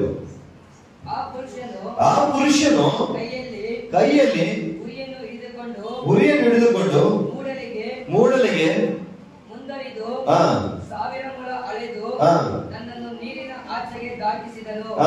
ಅಲ್ಲಿ ನೀರು ಹೆಜ್ಜೆ ಎಷ್ಟಿತ್ತಂತೆ, ನೀರು ಫಸ್ಟ್ ಈ ಹೆಜ್ಜೆ ಮುಳುಗುವಷ್ಟಿತ್ತು. ಅವನು ಪುನಃ 1000 ಮೊಳ ಅಳೆದು ಪುನಃ 1000 ಮೊಳ ಅಳಿತಾ ಇದ್ದಾನೆ, ಮುಂದೆ ಅಳಿತಾ ಇದ್ದಾನೆ. ಆಚೆಗೆ ದಾಟಿಸುವಾಗ ಅವನು ಎಸೆಕಿಯೇಲನ ಆತ್ಮಿಕ ರೀತಿಯಲ್ಲಿ ದಾಟಿಸುವಾಗ ಆ ನೀರು ಮೊಣಕಾಲಿನವರೆಗೆ ಇತ್ತು. ಆ ನೀರು ಎಷ್ಟೊಂದಿದಂತೆ, ಮೊಣಕಾಲವರೆಗೆ ಇತ್ತು. ಅವನು ಪುನಃ 1000 ಮೊಳ ಅಳೆದು ಮುಂದಕ್ಕೆ ನನ್ನನ್ನು ನೀರಿನ ಆಚೆಗೆ ದಾಟಿಸುವಾಗ, ಅವರ ಯಾರು ಎಸೆಕಿಯೇಲನ ನೀರಿನ ಆಚೆ ದಾಟಿಸಬೇಕಾದ್ರೆ ಕರ್ಕೊಂಡು ಹೋಗುವಾಗ ನೀರು ಸೊಂಟದವರೆಗೆ ಇತ್ತು. ಅವಾಗ ಎಷ್ಟಿದಂತೆ, ಸೊಂಟದವರೆಗೆ ಇತ್ತು. ಅವನು ಮತ್ತೆ 1000 ಮೊಳ ಅಳೆದನು. ಅದು ನನ್ನಿಂದ ದಾಟಲಾಗದ ತೊರೆಯಾಗಿತ್ತು. ಮತ್ತು ನೀರು ಏರಿ ಈಜಾಡುವಷ್ಟು ಪ್ರವಾಹವಾಗಿತ್ತು, ದಾಟಲಾಗದ ತೊರೆಯಾಗಿತ್ತು. ಹಾಲೆಲೂಯಾ. ಇದು ಬಂದ್ರೆ ಆತ್ಮಿಕ ರೀತಿಯಲ್ಲಿ ಇದು ಪರಿಶುದ್ಧಾತ್ಮನ ಕುರಿತು ಮಾತಾಡಿರೋದು. ಅಂದರೆ ಆಳಕ್ಕೆ ಆಳವಾಗಿ ನೀವು ಹೋಗ್ತಾ ಇರಬೇಕು. 1,000 ಅಡಿ 1,000 ಮೊಳಾಗಿ ಹೋಗ್ತಾ ಇರ್ಬೇಕು. ನೋಡಿ, ನೀವು ಕೇಳಿದ್ರೆ ಅದು ಪರಿಶುದ್ಧಾತ್ಮನ ಯಾರು ಕೇಳಿದಿರ? ಕೇಳಿಲ್ವಾ? ಪರಿಶುದ್ಧಾತ್ಮನೇ ಪರಿಶುದ್ಧಾತ್ಮನೇ. ಅದ್ರ ಸೆಕೆಂಡ್ ಸ್ಟಾನ್ಸ್ ಏನ್ ಬರ್ತಮ್ಮ? ವಸ್ತು ಸಾಲದು, ಸ್ವಂತದ ಬಯಲು ಸಾಲದು, ಈ ಪರಿಶುದ್ಧಾತ್ಮ ಎಷ್ಟು ಬೇಕಂತೆ? ಈ ಜಾಡುವ ಅಳತೆಗೆ ನನಗೆ ಬೇಕು. ನನಗೆ ಕಾಲರು ಸಾಲಲ್ಲ, ಮೊಣಕಾಲರು ಸಾಲಲ್ಲ. ನಾನು ಫುಲ್ ಒಳಗಾಡಾಗಿ ಹೋಗಿ ಈ ಜಾಡುವಷ್ಟು ನನಗೆ ಅಳತೆಗೆ ಬೇಕು. ಹಾಗಾದ್ರೆ ನೀರು ಯಾವ್ದಕ್ಕಂದ್ರೆ ಒಂದು ಪರಿಶುದ್ಧಾತ್ಮನಿಗೆ ಸಾದೃಶ್ಯವಾಗಿದೆ. ಜೀವಕರ ಜಲ ಅಂತ ಇದೆ, ಜೀವವಾಕ್ಯ ಅಂತ ಇದೆ. ಅದರಲ್ಲಿ ಜಲ ಅನ್ನೋದು ಬಂದು ಒಂದು ಮಾರ್ಪಡಿಸುವಂತದ್ದು. ಅರ್ಥ ಆಗ್ತಿದ್ಯಾ? ಸೊ ಈ ಪರಿಶುದ್ಧಾತ್ಮನ ನೀರು ಎಂಬ ಪರಿಶುದ್ಧಾತ್ಮನು ನೀವು ಒಳಗಡೆ ಕಾಲಿಟ್ಟಾಗ್ಲೆ ಫಸ್ಟ್ ಬಂದು ದಡದಲ್ಲಿದ್ರು. ದಡದಿಂದ ಏನ್ ಮಾಡಿದ್ರು? ಅವಾಗ ಏನಾಗ್ತಾ ಇದೆ? ಅವ್ರ ಕಾಲ್ ಮಾತ್ರ ನೆಂದಿತ್ತು. ಅರ್ಥ ಆಗ್ತದೆ? ದಡದಲ್ಲಿದ್ದ ಕಾಲ್ ನೆನೆಯುತ್ತ ಎಷ್ಟು ಜನ ಸಮುದ್ರದಲ್ಲಿ ನಿಂತ್ಕೊಂಡು ಕಾಲ್ ಇಟ್ಕೊಂಡು ನಿಂತಿದ್ರಿ ತಾನೆ? ಕಾಲ್ ನೆನೆಯಲ್ವಾ? ಅಲ್ಲಿಂದ ಸ್ವಲ್ಪ ಹೋಗ್ತಾ ಹೋಗ್ತೇನಾಗುತ್ತೆ, ಆಳ ಬರ್ತಾ ಇರುತ್ತೆ. ಹಂಗೆ ಹೋಗ್ತಾ ಹೋಗ್ತಾ ಮುಳುಗೋ ರೀತಿಯಲ್ಲಿ ಆಗುತ್ತೆ. ಹಾಗಾದ್ರೆ ನಾವು ಇನ್ನೂ ಯಾವ ರೀತಿಯಾಗಿದ್ರೆ ಆತ್ಮಿಕ ರೀತಿಯಲ್ಲಿ ದೇವರಿಗೆ ಸಮೀಪರಾಗುವ ರೀತಿಯಲ್ಲಿ ನಮ್ಮ ಹಡಗು, ಈ ನಮ್ಮ ಶರೀರವೆಂಬ ಹಡಗು ಇನ್ನು ದಡದಲ್ಲೇ ಇದೆ. ಅದು ಯಾವುದಕ್ಕೂ ಉಪಯೋಗ ಬರ್ತಾ ಇಲ್ಲ. ಇವಾಗ ನಾವು ಹೊರಗಡೆ ಹೋಗಿ ಪ್ರವೇಶ ಮಾಡಿ ಆತರ ವಾಕ್ಯವನ್ನು ಫಸ್ಟ್ ಕೇಳಬೇಕು. ಇವಾಗ ನಾನು ಆಳಕ್ಕೆ ಹೋಗ್ಬೇಕಾದ್ರೆ ಮೊದಲನೇದಾಗಿ ಕ್ರಿಸ್ತನನ್ನು ನನ್ನ ಹಡಗಿನಲ್ಲಿ ಬರುವುದಂತೆ ನಾನು ಒಪ್ಪಿಸಿಕೊಳ್ಬೇಕು. ನನ್ನ ಹಡಗಡೆ ಕ್ರಿಸ್ತರು ಬಂದ ಮೇಲೆ ಫಸ್ಟ್ ಆತನ ವಾಕ್ಯವನ್ನು ಕೇಳಬೇಕು. ಏನಂತ ತಿಳ್ಕೊಳ್ಳಿ, ಈ ದಡದಿಂದ ಸ್ವಲ್ಪ ಮುಂದೆ ಹೋದ್ರು, ಆ ಹಡಗಲ್ಲಿ ಯೇಸು ಕ್ರಿಸ್ತನ ಬಂದ್ರು. ಅಲ್ಲಿ ವಾಕ್ಯ ಪ್ರಾರಂಭವಾಯಿತು, ಅಲ್ಲಿ ವಾಕ್ಯ ಬೋಧನೆ ಪ್ರಾರಂಭವಾಯಿತು. ಆ ವಾಕ್ಯದ ಬಲದಿಂದ ಅವ್ರು ಹೇಳಿದ ತಕ್ಷಣ ನಿನ್ನ ಮಾತಿನ ಮೇಲೆ ನಾನು ಏನ್ ಮಾಡ್ತೀನಿ, ಇನ್ನು ಮುಂದೆ ಹೋಗ್ತೀನಿ, ನಾನು ಬಲೆ ಹಾಕ್ತೀನಿ ಅಂತ. ಹಾಗಾದ್ರೆ ಒಂದು ಭಯ ಆಯ್ತು, ನಿರಾಶೆ ಆಯ್ತು, ಇದಾಗಲ್ಲ, ಅದು ಇದಂತ ಮೊದಲಾಗಿ ವಾಕ್ಯವನ್ನು ಕೇಳಿದ್ರು. ಅರ್ಥ ಆಗ್ತಿದ್ಯಾ? ಇವಾಗ ನಾವು ಬಂದಿದ್ದೀವಿ, ರಕ್ಷಣೆ ಹೊಂದಿದ್ದೀರಿ, ದಡದಲ್ಲಿದ್ದೀರಿ, ಇವಾಗ ವಾಕ್ಯ ಕೇಳ್ತಾ ಇದ್ದೀರಿ. ಮುಂದಿನ ಸ್ಥಿತಿ ಹೆಂಗಿರ್ಬೇಕು ಗೊತ್ತಾ ನಿಮ್ದು? ಇನ್ನ ಆಳ ಹೋಗ್ತೀನಿ ನಾನು. ತುಂಬಾ ಜನ ಸುವಾರ್ತೆ ಸಾರ್ತೀನಿ, ತುಂಬಾ ಜನಕ್ಕೆ ನಾನು ರಕ್ಷಣೆ ಮಾಡಲು ತೋರಿಸ್ತೀನಿ, ತುಂಬಾ ಜನರನ್ನ ದೇವ್ರ ರಾಜ್ಯಕ್ಕೆ ನಾನು ಸೇರಿಸ್ತೇನೆ. ನಾನು ಮೀನನ್ನು ಹಿಡಿಯುವ ಬಸ್ತರನಾಗಿ ನನ್ನ ಮಾರ್ಪಡಿಸ್ತಾರೆ ದೇವರು. ಅದೇ ಹೇಳ್ತಾರೆ ಶಿವನ ಬೇದ್ರೆ. ಏನಂತಾರೆ? ಇದೆಲ್ಲ ಬಿಟ್ಬಿಟ್ಟು ನನ್ನ ಇದ್ದಲ್ಲ, ಮನುಷ್ಯನ ಹಿಡಿಯುವ ಬೆಸ್ತರನ್ನಾಗಿ ನಾನು ಮಾರ್ಪಡಿಸ್ತೇನೆ. ಹಾಲೆಲೂಯಾ. ಎಷ್ಟು ನಾವು ಮಾರ್ಪಡಿದ್ದೇವೆ? ಯಾಕಂದ್ರೆ ನಾವು ನಮ್ಮ ಕುಟುಂಬದಲ್ಲಿ ಕಟ್ಟಲ್ಪಟ್ಟಿದ್ದೇವೆ. ನಮ್ಮ ಮಕ್ಕಳು, ನಮ್ಮ ಮೊಮ್ಮಕ್ಕಳು, ನಮ್ಮ ಜೀವಿತ, ನಮ್ಮ ಮನೆ, ನಾವೇ ಕಟ್ಟಲ್ಪಡಿ ಬಾಂಡೇಜ್ ಎಲ್ಲ ಇದ್ದೀವಿ. ಇನ್ನು ನಾವು ಎಲ್ಲಿ ಹೊರಗಡೆ ಬಂದು ದೇವರು ಸೇವೆ ಮಾಡೋದು ಕರೆಕ್ಟಾ? ದುಡಿಬೇಕು, ಕಷ್ಟ ಪಡಬೇಕು, ಸೇವೆ ಇದು ಮನೆ ನೋಡ್ಕೋಬೇಕು, ಬಾಡಿಗೆ ಕಟ್ಟಬೇಕು, ಅದು ಸಾಲ ಗೀಳ ಇದೆಲ್ಲ ಒಂದು ಕಡೆ ಇದೆ. ನೀವು ನಿಮ್ಮ ಬಳಿ ನೀವು ದೇವರ ಬಳಿಗೆ ಕೇಳುವಂತ ವಿಚಾರ ಏನಾಗಿರ್ಬೋದಾ? ನಾನು ಇನ್ನೂ ಆಳ ಹೋಗಬೇಕು, ನಾನು ಇನ್ನೂ ಆಳ ಪ್ರವೇಶಿಸಬೇಕು, ನಿನ್ನ ವಾಕ್ಯ ನನಗೆ ಬೇಕಂತ ಕೇಳೋಣ. ತಕ್ಕಂತೆ ವಾಕ್ಯ ಬರುತ್ತೆ. ಆ ವಾಕ್ಯದ ಬಲದಿಂದ ಆತನ ಜೊತೆಗೆ ಸಂಚರಿಸ್ತೀರಿ. ಕೆಲವು ಸಮಯ ಯೇಸು ಕ್ರಿಸ್ತನ ದೋಣಿಯಲ್ಲಿದ್ದಾಗಲೂ ಭಯ ಬರುತ್ತೆ. ಕರೆಕ್ಟಾ? ಕೆಲವು ಸಮಯ ಯೇಸು ಕ್ರಿಸ್ತನ ದೋಣಿಯಲ್ಲಿ ಇಲ್ಲ ಅಂದ್ರೂ ಭಯ ಬರುತ್ತೆ. ಬಂದಿರುವ ಶಿಷ್ಯರಿಗೆ ಓದಿದ್ರ ವಾಕ್ಯ? ಓದಿದ್ರ ತಾನೆ? ತಗೊಂಡ್ರಿ ವಾಕ್ಯ ತಗೊಂಡ್ರಿ. ಮತ್ತಾಯ ಬರೆದ ಸುವಾರ್ತೆ 14ನೇ ಅಧ್ಯಾಯ 22ರಿಂದ 31.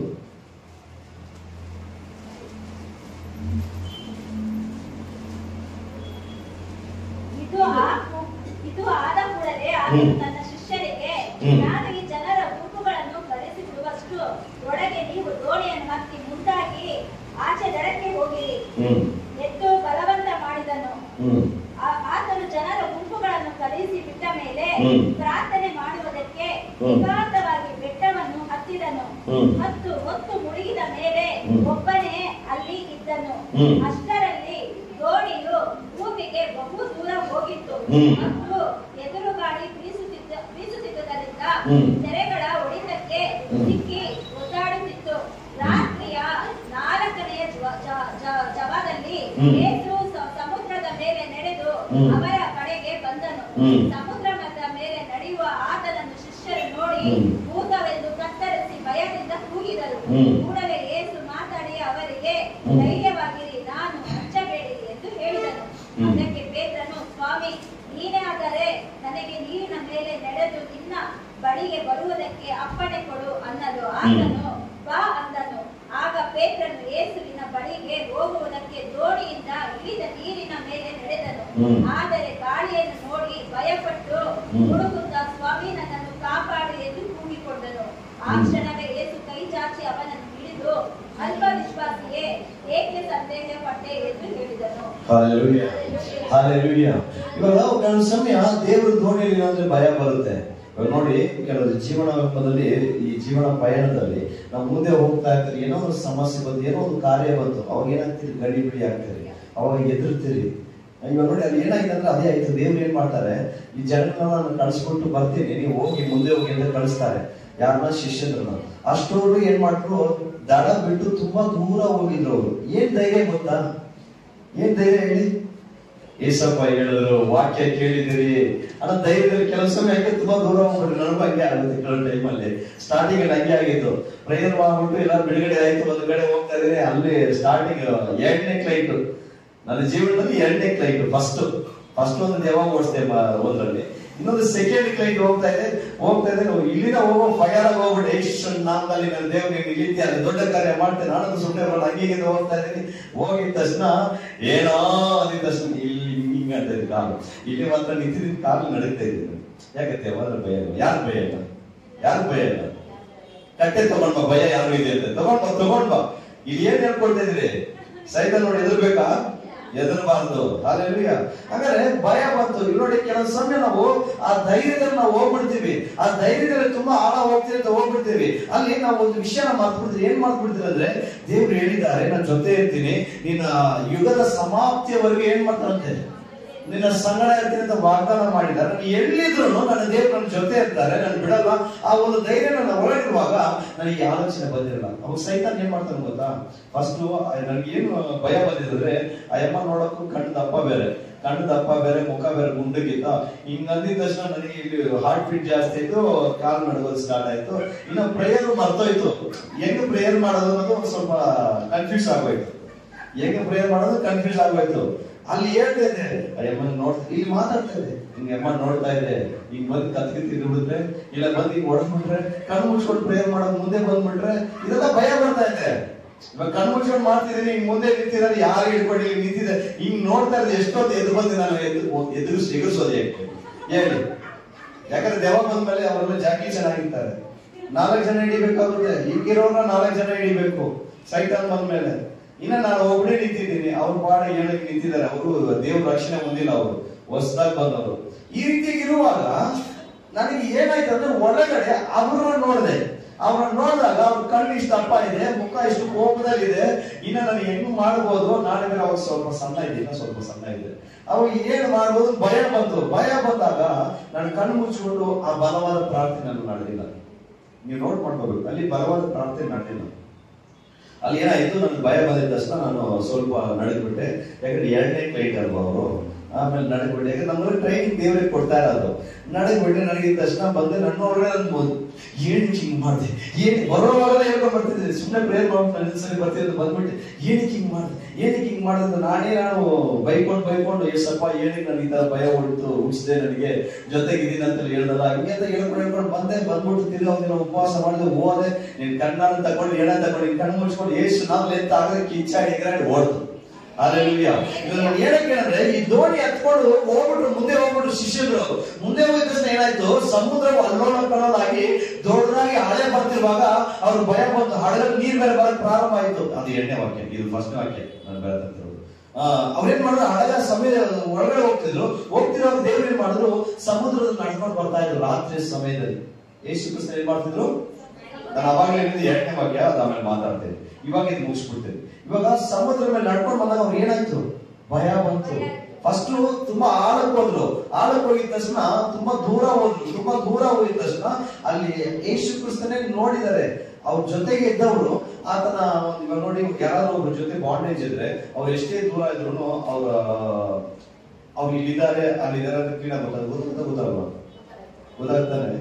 ಅವ್ರು ಎಷ್ಟೇ ದೂರ ಇದ್ರು ಇವಾಗ ನೋಡಿ, ಒಂದು ಮೆಸೇಜ್ ಬರುತ್ತೆ, ಒಂದು ಮೆಸೇಜ್ ಓದಿದ ತಕ್ಷಣ ಇವರೇ ಮೆಸೇಜ್ ಕಳ್ಸಿದ್ದಾರೆ ಅನ್ನೋದು ಗೊತ್ತಾಗುತ್ತೆ.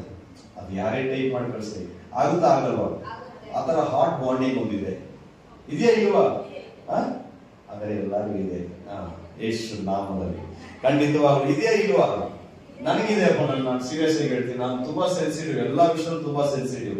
ಏನೇ ವಿಷಯದಲ್ಲೂ ನಾನು ತುಂಬಾ ಸೂಕ್ಷ್ಮವಾಗಿ ಗಮನಿಸ್ತೀನಿ ನಾನು. ಅಂದ್ರೆ ಇವ್ರ ಮೆಸೇಜ್, ಇವ್ರೇನು ಈ ತರ ಟೈಮ್ ಇದೆಲ್ಲ ನಾನು ಕ್ಲೀನ್ ಆಗಿ ಯೋಚನೆ ಮಾಡ್ಬೇಕು.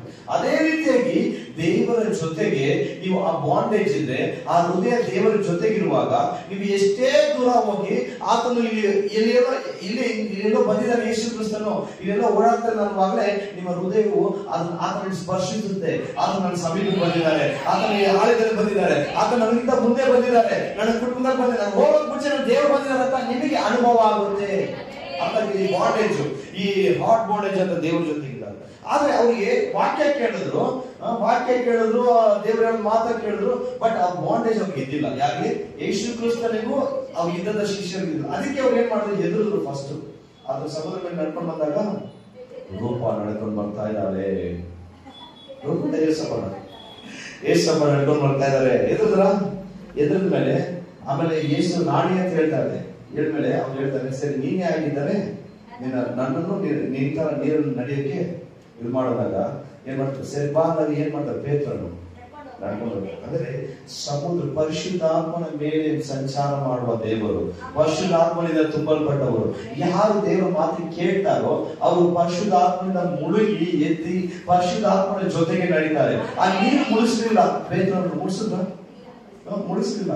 ಯಾವಾಗ ಒಂದು ಸಂಶಯ ಬಂತು, ಆ ಅಲೆಗಳು ಜೋರಾಗಿ ಹೊಡೆಯೋದನ್ನ ಆ ಕಡೆ ಗಮನ ಕೊಟ್ನೋ, ಆ ಅಲೆಗಳನ್ನ ನೋಡಿದ್ನೋ, ಏಸಪ್ಪನ ದೃಷ್ಟಿ ನೋಡ್ತಾರೆ. ಏಸಪ್ಪ ಹೇಳಿದಾರಲ್ಲ ಬರ್ತಾ ಇದೆ ಅಂತ ನಡ್ಕೊಂಡು ಹೋಗ್ತಾ ಇದಾರೆ. ಬಟ್ ಅಲೆನ ಆ ಶಬ್ದ ಕೇಳಿ ಅಲೆನ ಒಂದು ದೃಷ್ಟಿ ನೋಡಿದಾಗ ಭಯ ಪಟ್ಟು ಮುಳುಗಕ್ಕೆ ಪ್ರಾರಂಭ ಮಾಡ್ದ. ಅದಕ್ಕೆ ಹೇಳ್ತಾರೆ ದೇವರು, ಅಲ್ಪ ವಿಶ್ವಾಸಿ ಯಾಕೆ ಸಂದೇಹ ಪಟ್ಟೆ. ಹಾಗಾಗಿ ಇವಾಗ ಸಂತ ಅದೇ ತರ ನಾವು ಆಳವಾಗಿ ಹೋಗ್ತಾ ಇರ್ತೀವಿ, ತುಂಬಾ ದೂರ ಹೋಗ್ತಿರ್ತೀರಿ. ಇಲ್ಲಿ ಒಬ್ರು ಮಾತಾಡ್ತಾ ಇರ್ತಾರೆ, ಆ ಟೈಮ್ ಯಾರು ಫೋನ್ ಮಾಡ್ತಾರೆ. ಆ ಟೈಮ್ ಸೈತಾನ್ ಹೇಳುತ್ತೆ, ಕ್ಯಾ ಹೋಗಯ, ಇಷ್ಟು ದಿನ ಹೋಗಯ, ಎಲ್ಲಿ ಗಯ, 10 ದಿನ ಉಪವಾಸ ಇದೆಲ್ಲ, ಪ್ರೇಯರ್ ಮಾಡ್ದಲ್ಲ, ಏನಾಯ್ತು ಹೇಳಲು ಹೇಳಪ್ಪ. ಏಸಪ್ಪನಿಗೆ ಹೇಳಿದ್ದು 40 ದಿನ ಉಪವಾಸ ಇದೆ, ಉಪವಾಸ ಮುಗಿಸ್ಬೇಕು. ಅವಾಗ ಏನಪ್ಪ ಇದು ಹೂವ ಇಲ್ವಾ ನಿಮ್ಗೆ, ಸೋರ್ ಇಲ್ವಾ, ದೇವ್ರ ಮಗ ತಾನೆ ನೀನು, ರೊಟ್ಟಿನ ಏನ್ ಮಾಡು, ಕಲ್ಲೇನು ರೊಟ್ಟಿನ ಮಾಡ್ಕೋ ಹೇಳ್ತಾ ಹೇಳಿಲ್ವಾ? ಅಲ್ಲಿ ಏಸಪ್ಪನ ಹತ್ರನೇ ಮಾತಾಡಿದ ಸೈತಾನು ನಿಮ್ಮ ಜೊತೆ ನನ್ನ ಜೊತೆ ಮಾತಾಡಲ್ವಾ? ಇಲ್ಲಿ ಬಂದು ಮಾತಾಡ್ತಾನೆ, ಏನಮ್ಮ ಉಪವಾಸ ಮಾಡಲ್ಲ, ಕಿಂಗ್ಸ್ ಅಸೆಂಬ್ಲಿಗೆ ಹೋದಮ್ಮ, ಏನಮ್ಮ ಬದಲಾವಣೆ ಆಯ್ತು ನಿನಗೆ, ಏನಾಯ್ತು?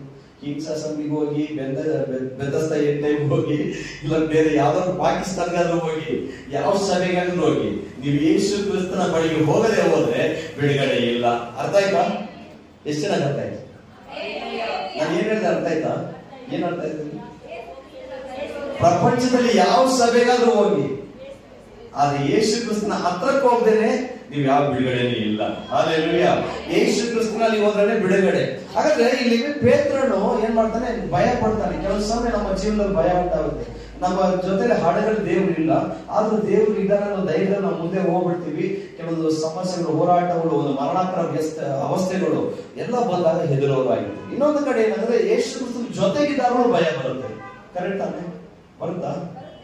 ಯಾಕೆ ಹೌದಂತೆ ಕಟ್ಟಿ ತಗೊಂಡು ಬಂದಿಡಪ್ಪ ಇಲ್ಲಿ ಬರುತ್ತೆ ಅಂದ್ರೆ ಹೌದು ಅಂತ ಹೇಳ್ತಾ ಇದ್ದಾರೆ.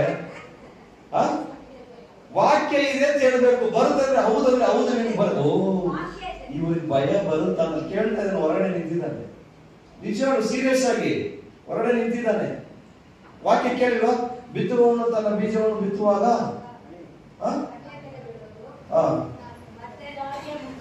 ದಾರಿ ಮಗುಳಲ್ಲಿ ಬಂಡೆ ಮೇಲಿರುವ ಮಣ್ಣಿನ ಮೇಲೆ ಒಳ್ಳೆ ಫಲವತ್ತಾದ ಮಣ್ಣಿನ ಎಲ್ಲ ಕಡೆ ಬೆಳೆಯುತ್ತೆ. ನಡೆದಾಡ ದಾರಿಗಳನ್ನ ಹಕ್ಕಿ ಬಂದು ತಿನ್ಬಿಡ್ತು. ಅದೇ ರೀತಿ ಸೈಕಲ್ ಕಾಯ್ತಾನೆ. ನೀವು ಹೊರಗೆ ಇದೆಲ್ಲ ಯೋಚನೆ ಮಾಡಿದ್ದೀರಾ? ಬನ್ನಿ ಬನ್ನಿ ಬನ್ನಿ ಅಂತ. ಕರೆಕ್ಟಾ? ಸೊ ನಿಮ್ಮ ನಂಬಿಕೆ ಫೇತ್ ಯಾವ್ದು ಗೊತ್ತಾ? ನಾನು ದಡದಲ್ಲಿಲ್ಲ, ದೇವ್ರ ವಾಕ್ಯ ಜೊತೆ ಕೇಳಿದೆ, ನಾನು ಆಳ ಹೋಗ್ತಾ ಇದ್ದೀನಿ. ತಿರುಗಿ ನೋಡಬಾರ್ದು. ನೀವು ಹಿಂದೆ ತಿರುಗಿ ನೋಡೋ ಮನಸ್ಥಿತಿನೇ ಇರಬಾರ್ದು. ಸಾವಿರ ಮಾತಾಡಿ ನೋಡಿ, ಕ್ರೂರನಾದ ಬರ್ತೇವೇನು ಕಿಚ್ತಾ ಇದ್ದಾನೆ, ದಾವೀದನ ಕುಮಾರನೇ ಕರುಣಿಸು ಕರುಣಿಸು ಅಂತ. ಅಲ್ಲಿರೋರೆಲ್ಲ ಗದರಿಸ್ತಾ ಇದ್ದಾರೆ. ಅಲ್ಲಿರೋ ಶಿಷ್ಯರು ಹೇಳ್ತಾರೆ, ಸುಮ್ಮನೆ ಏನ್ ಕಿಸ್ತಿದೆ ಅಂತ. ಆಗ ಅವ್ರು ಬಿಡಲೇ ಇಲ್ಲ, ಜೋರಾಗಿ ಇನ್ನೂ ಕಿಸ್ತಾ ಇದ್ದಾನೆ, ಜೋರಾಗಿ ಕಿಸ್ತಾ ಇದ್ದಾನೆ. ದೇವರೇ ತಿರುಗಿ ನೋಡಿದ್ರು. ನೀವು ಕಿರ್ಚಿರಿ, ನೀವು ಕೇಳಿ, ನಾನು ಇನ್ನ ಹಾಳಾಗಬೇಕು, ಇನ್ನ ಮುಂದೆ ಹೋಗ್ಬೇಕು, ದೇವರು ನಿನ್ನ ಅಭಿಷೇಕ ಹೊಂದಿಕೊಳ್ಬೇಕು, ಆ ಪರಿಶುದ್ಧ ಹಾಕೊಂಡು ಹೊಂದಿಕೊಳ್ಬೇಕಂತ ಕೇಳಿ ನೋಡಿ, ಆ ಆಳಕ್ಕಿಂತ ಇನ್ನೂ ದೊಡ್ಡ ಆಳವನ್ನು ಕರ್ಕೊಂಡು ಹೋಗ್ತಾರೆ. ನಿಮ್ಮಿಂದ ಅಸಾಧ್ಯವಾದ ಯಾವುದಿಲ್ಲ, ಕಾರ್ಯ ಯಾವುದಿಲ್ಲ. ಅರ್ಥ ಆಗ್ತಿದೆಯಾ? ಇನ್ನೊಂದು ವಾಕ್ಯವನ್ನು ನೋಡಿ, ನಾನು ಮುಗಿಸ್ತೇನೆ. ಮತ್ತಾಯ ಬರೆದ ಸುವಾರ್ತೆ 8ನೇ ಅಧ್ಯಾಯ 23-32.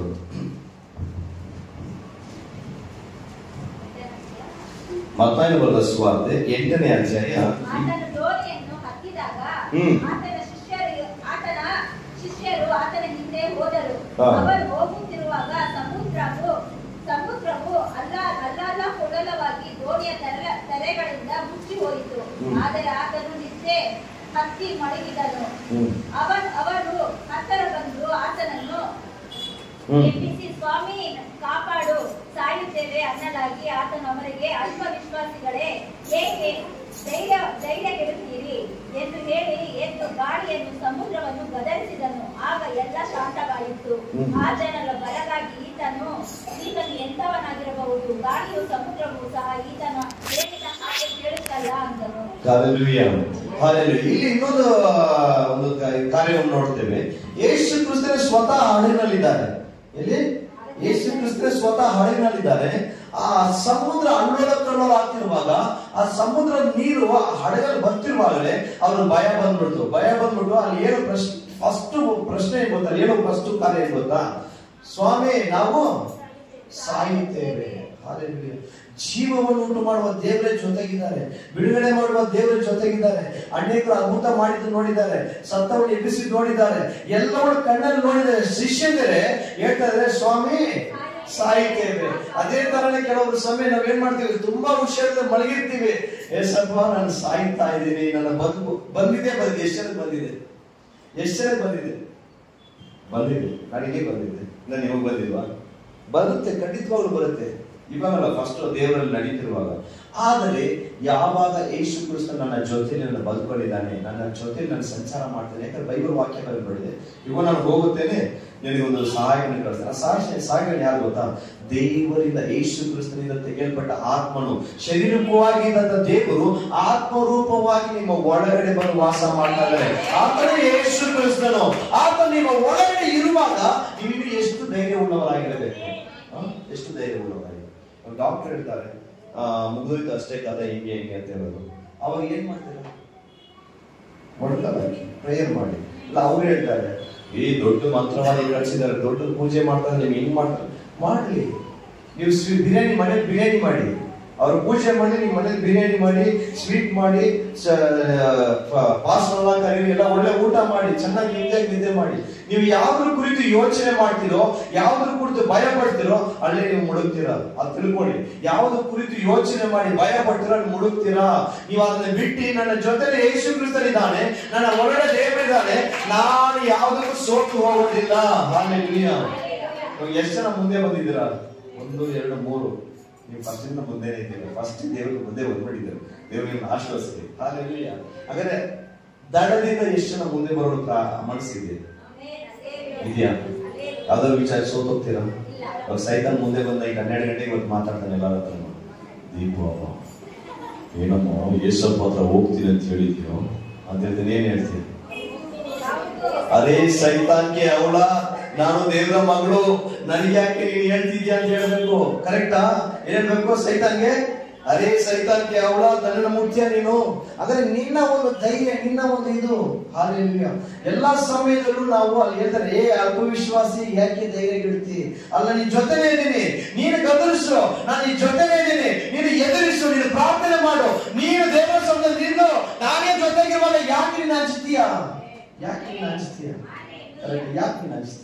ತಿಳ್ಕೊಳ್ಳಿ, ಕ್ಲೀನಾಗಿ ತಿಳ್ಕೊಳ್ಳಿ. ಇವಾಗ ನಾನು 3 ಸ್ಥಿತಿ ಹೇಳಿದ್ದೀನಿ. ಒಂದು ಸ್ಥಿತಿ ದಡದಲ್ಲಿರೋದು, ಇನ್ನೊಂದು ಸ್ಥಿತಿ ಸ್ವಲ್ಪ ಆ ದಡದಿಂದ ಸ್ವಲ್ಪ ಮುಂದೆ ಹೋಗಿ ವಾಕ್ಯ ಕೇಳೋದು, ಇನ್ನೊಂದು ಸ್ಥಿತಿ ಏನು ಗೊತ್ತಾ? ಆಳವಾದ ಸ್ಥಳ. ಆ ಆಳವಾದ ಸ್ಥಳದಲ್ಲಿ ಏನಿದೆ ಗೊತ್ತಾ? ಅಭಿಷೇಕ ಇದೆ, ಆತ್ಮಿಕ ವರಗಳಿದೆ, ಆತ್ಮಿಕ ಫಲಗಳಿದೆ. ಅಲ್ಲಿ ನೀವು ಸುವಾರ್ತೆ ಸಾರ್ತೀರಾ, ಅಲ್ಲಿ ನೀವು ಅನೇಕರನ್ನು ಬಿಡುಗಡೆ ಮಾಡ್ತೀರಾ, ಅನೇಕರನ್ನು ದೇವರ ರಾಜ್ಯ ಕಡೆ ಸೇರಿಸ್ತೀರಾ, ಅನೇಕರಿಗೆ ದೇವರ ಸುವಾರ್ತೆ ಸಾರ್ತೀರಾ. ಕಾರಣ ಏನು ಗೊತ್ತಾ? ಈ ದಡದಿಂದ ವಾಕ್ಯ ಕೇಳಿ ಮುಂದೆ ಹೋಗ್ಬಿಟ್ಟಿದ್ದೀರಾ. ಮುಂದೆ ಹೋದ್ರೆ ಯಾವ್ದು ತಿರುಗಿ ನೋಡಬಾರ್ದು. ಅರ್ಥ ಆಗ್ತಿದೆ? ಮುಂದೆ ಹೋದ್ರೆ ಯಾವ್ದು ತಿರುಗಿ ನೋಡ್ಬಾರ್ದು. ಯಾವುದೇ ವಿಚಾರವಾಗ್ಲಿ, ಇವತ್ತು ಸಾವಾಗ್ಲಿ ನೋವಾಗ್ಲಿ, ಒಂದು ದಿನ ಇದು ಸತ್ತವನು ದೇವರ ನಾಮಕ್ಕೆ ಮಹಿಮೆ ಅಂತ ಸಾಯಬೇಕು. ಇವತ್ತು ಸಾಯ್ತಿದ್ದೀನಿ ಅಂದ್ರೆ ನೋಡಿ, ನಮ್ಮ ಸೇವೆಯಲ್ಲಿ ಯಾವತ್ತು ಏನಾಗುತ್ತೆ ನನಗೆ ಗೊತ್ತಿಲ್ಲ. ನಾನು ಒಂದು ಅವಮಾನ ಖಂಡಿತವಾಗಿ ಹೇಳ್ತಿದ್ದೀನಿ ನೋಡಿ, ನಾನು ಮಾಡ್ತಿರೋ ಸೇವೆಯಲ್ಲಿ, ನಾವು ಹೋಗ್ತಿರೋ ಸೇವೆಯಲ್ಲಿ, ಆದ್ರೆ ದೇವರ ಚಿಂತನೆ ಅದು ನೆರವೇರೋದು. ಯಾವತ್ತು ಏನಾಗುತ್ತೆ, ಯಾವ ದೇವ್ರ ಕರೆದ್ರೆ ಎಲ್ಲಿ ಹೋಗ್ತೀರಿ, ಏನಾಗ್ತೀರಿ ಏನು ಗೊತ್ತಿಲ್ಲ. ಆದ್ರೆ ಇರೋಷ್ಟು ಇವತ್ತೊಂದು ದಿನ ಇದೀನ, ಅದು ದೇವ್ರ ನಾಮ ಮಹಿಮೆಗೋಸ್ಕರ. ಇವತ್ತೊಂದು ದಿನ ಇದೀನ, ನಾನು ಯಾವ್ದಕ್ಕೂ ಸೋತ ಹೋಗೋದಲ್ಲ.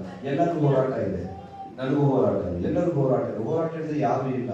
ಅಪೊಸ್ತಲನಾಗಿ ಪೌಲನು ಹೇಳ್ತಾನೆ, ಶರೀರದಲ್ಲಿ ಒಂದು ನಿಯಮದಲ್ಲಿ ಆನಂದ, ಆತ್ಮದಲ್ಲಿ ದೇವರ ನಿಯಮದಲ್ಲಿ ಆನಂದ ಪಡುವವನಾಗಿದ್ದೇನೆ, ಶರೀರದಲ್ಲಿ ಒಂದು ಹೋರಾಟ ಇದೆ ಅಂತ. ಅರ್ಥ ಆಗ್ತಿದೆ? ನಾವು ದೇವರಿಂದ ಆಳ ಹೋಗ್ತಾ ಹೋಗ್ತಾ ದೇವರ ಅಭಿಷೇಕವನ್ನು ಕೊಡಿ ಸಾಧ್ಯ. ನಿಮ್ಮ ಕುಟುಂಬ ಬದಲಾವಣೆ ನಿಮ್ಮ ಕೈಯಲ್ಲಿದೆ, ನಿಮ್ಮ ಮಕ್ಕಳ ಭವಿಷ್ಯ ನಿಮ್ಮ ಕೈಯಲ್ಲಿದೆ. ನೀವು ಆತ್ಮಿಕ ಆಳ ಎಷ್ಟು ಬಯಸ್ತೀರೋ ಅಷ್ಟಿದೆ. ನಿಮ್ಮ ಕೆಪಾಸಿಟಿ. ಮನಿ ನಾನು 2 ಬಿರಿಯಾನಿ ತಿಂತೀರಿ, ನೀವು ಎಷ್ಟು ತಿಂತೀರ? 1 ಬಿರಿಯಾನಿ ತಿಂತೀರಿ, ಎಷ್ಟು ಮಂದಿ ತಿಂತೀಯ? ನನಗೆ ಬಿರಿಯಾನಿಗೆ ಬೇಡ, ಚಿಕನ್ ಬೇಡ ಅಂತ ನಿಮ್ಮಿಬ್ರು ಇಲ್ಲಿ ಫಸ್ಟ್ ಲೈನ್ ಅಲ್ಲಿ ಇರೋರು. ಚಿಕನ್ ಬೇಡ ಬೇಡ. ಹಾಗಾದ್ರೆ ಒಬ್ಬೊಬ್ಬರು ಕೆಪಾಸಿಟಿ ಇದೆ ತಾನೆ, ಊಟ ಮಾಡೋದು. ದಪ್ಪಿಗಳು ನೋಡಿದ್ರು, ಓ ಏನ್ ಬಲಿಷ್ಟು ಫುಲ್ ಬ್ಯಾಟಿಂಗ್ ಮಾಡೋರು ಅಂತ ಹೇಳ್ತೇನೆ. ಇಲ್ಲ, ಖಂಡಿತವಾಗ್ಲೂ ಇಲ್ಲ. ಅವ್ರು ತಿನ್ನೋದು ಇಷ್ಟೇ ತಿಂತಾರೆ, ಅವ್ರ ಆರೋಗ್ಯ ಸಮಸ್ಯೆ ಇರುತ್ತೆ, ಅವ್ರು ಇಷ್ಟೇ ತಿಂತಾರೆ. ಹಿಂಗಿದಕ್ ಮಾಡಿ ನನ್ನ ನೋಡಿದ್ರೆ ನೀವು ಹೇಳ್ಕೊಡ್ತೀರ, ಪಾಸ್ ಏನೋ ಏನೋ ಏನೋ ರೊಟ್ಟಿ ಚಪಾತಿ 2 ತಿನ್ಕೊಂಡು ಬದುಕ್ತಾ ಇದಾರೆ. ನಮ್ ಜೊತೆ ಬಂದ್ ನೋಡಿ, ಲೈನ್ ಆಗಿ ಹೆಂಗೆ ಜೋಡ್ಸ್ ಕುತ್ಕೊಂಡು ಇರ್ತೀರಿ ತಿನ್ನಕ್ಕೆ. ಗೊತ್ತಾ? ನಾವೆಲ್ಲ ಹಂಗಲ್ಲ, ಇಲ್ಲ ಪಾಸ್ಟರ್ ಗೊತ್ತು. ಮಣಿನ ಒಂದ್ಸರಿ ಕರ್ಕೊಂಡು ಹೋಗ್ಬಿಟ್ಟಿದ್ದೆ. ಮಣಿನ ನಮ್ ಜೊತೆ ಊಟ ಮಾಡಿಲ್ಲ. ಒಂದ್ಸರಿ ಏನ್ ಮಾಡಿದೆ, ಪ್ರೇಯರ್ ಮುಗಿಸ್ಕೊಂಡು ಬಂದೆ. ನೈಟ್ ಎಷ್ಟು ಗಂಟೆಗೆ? 12 ಗಂಟೆಗೆ ಎಲ್ಲೋ ಒಂದ್ ಕಡೆ ಪ್ರೇಯರ್ ಮುಗಿಸ್ಕೊಂಡು ಬಂದ್ರಿ.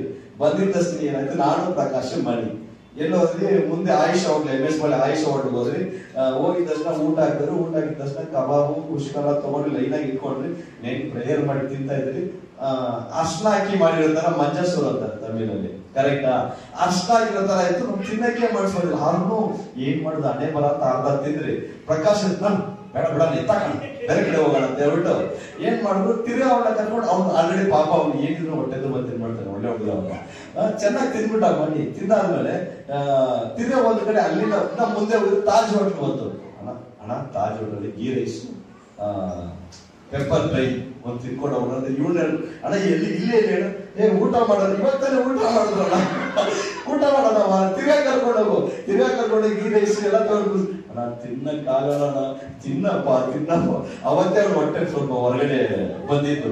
ಅವ್ನ ಹೊಟ್ಟೆನೇ ಇದೆಯಾ ಅಂತ ಗೊತ್ತಿದ್ದಿಲ್ಲ, ಅವತ್ತೇ ಹೊಟ್ಟೆ ಹೊರಗಡೆ ಬಂದಿದ್ದು. ಅರ್ಥ ಆಗ್ತಿದ್ಯಾ?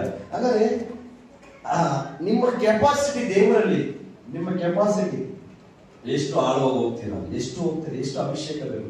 ಚಿಕ್ಕದಾಗಲ್ಲ ಕೇಳಬಾರ್ದು.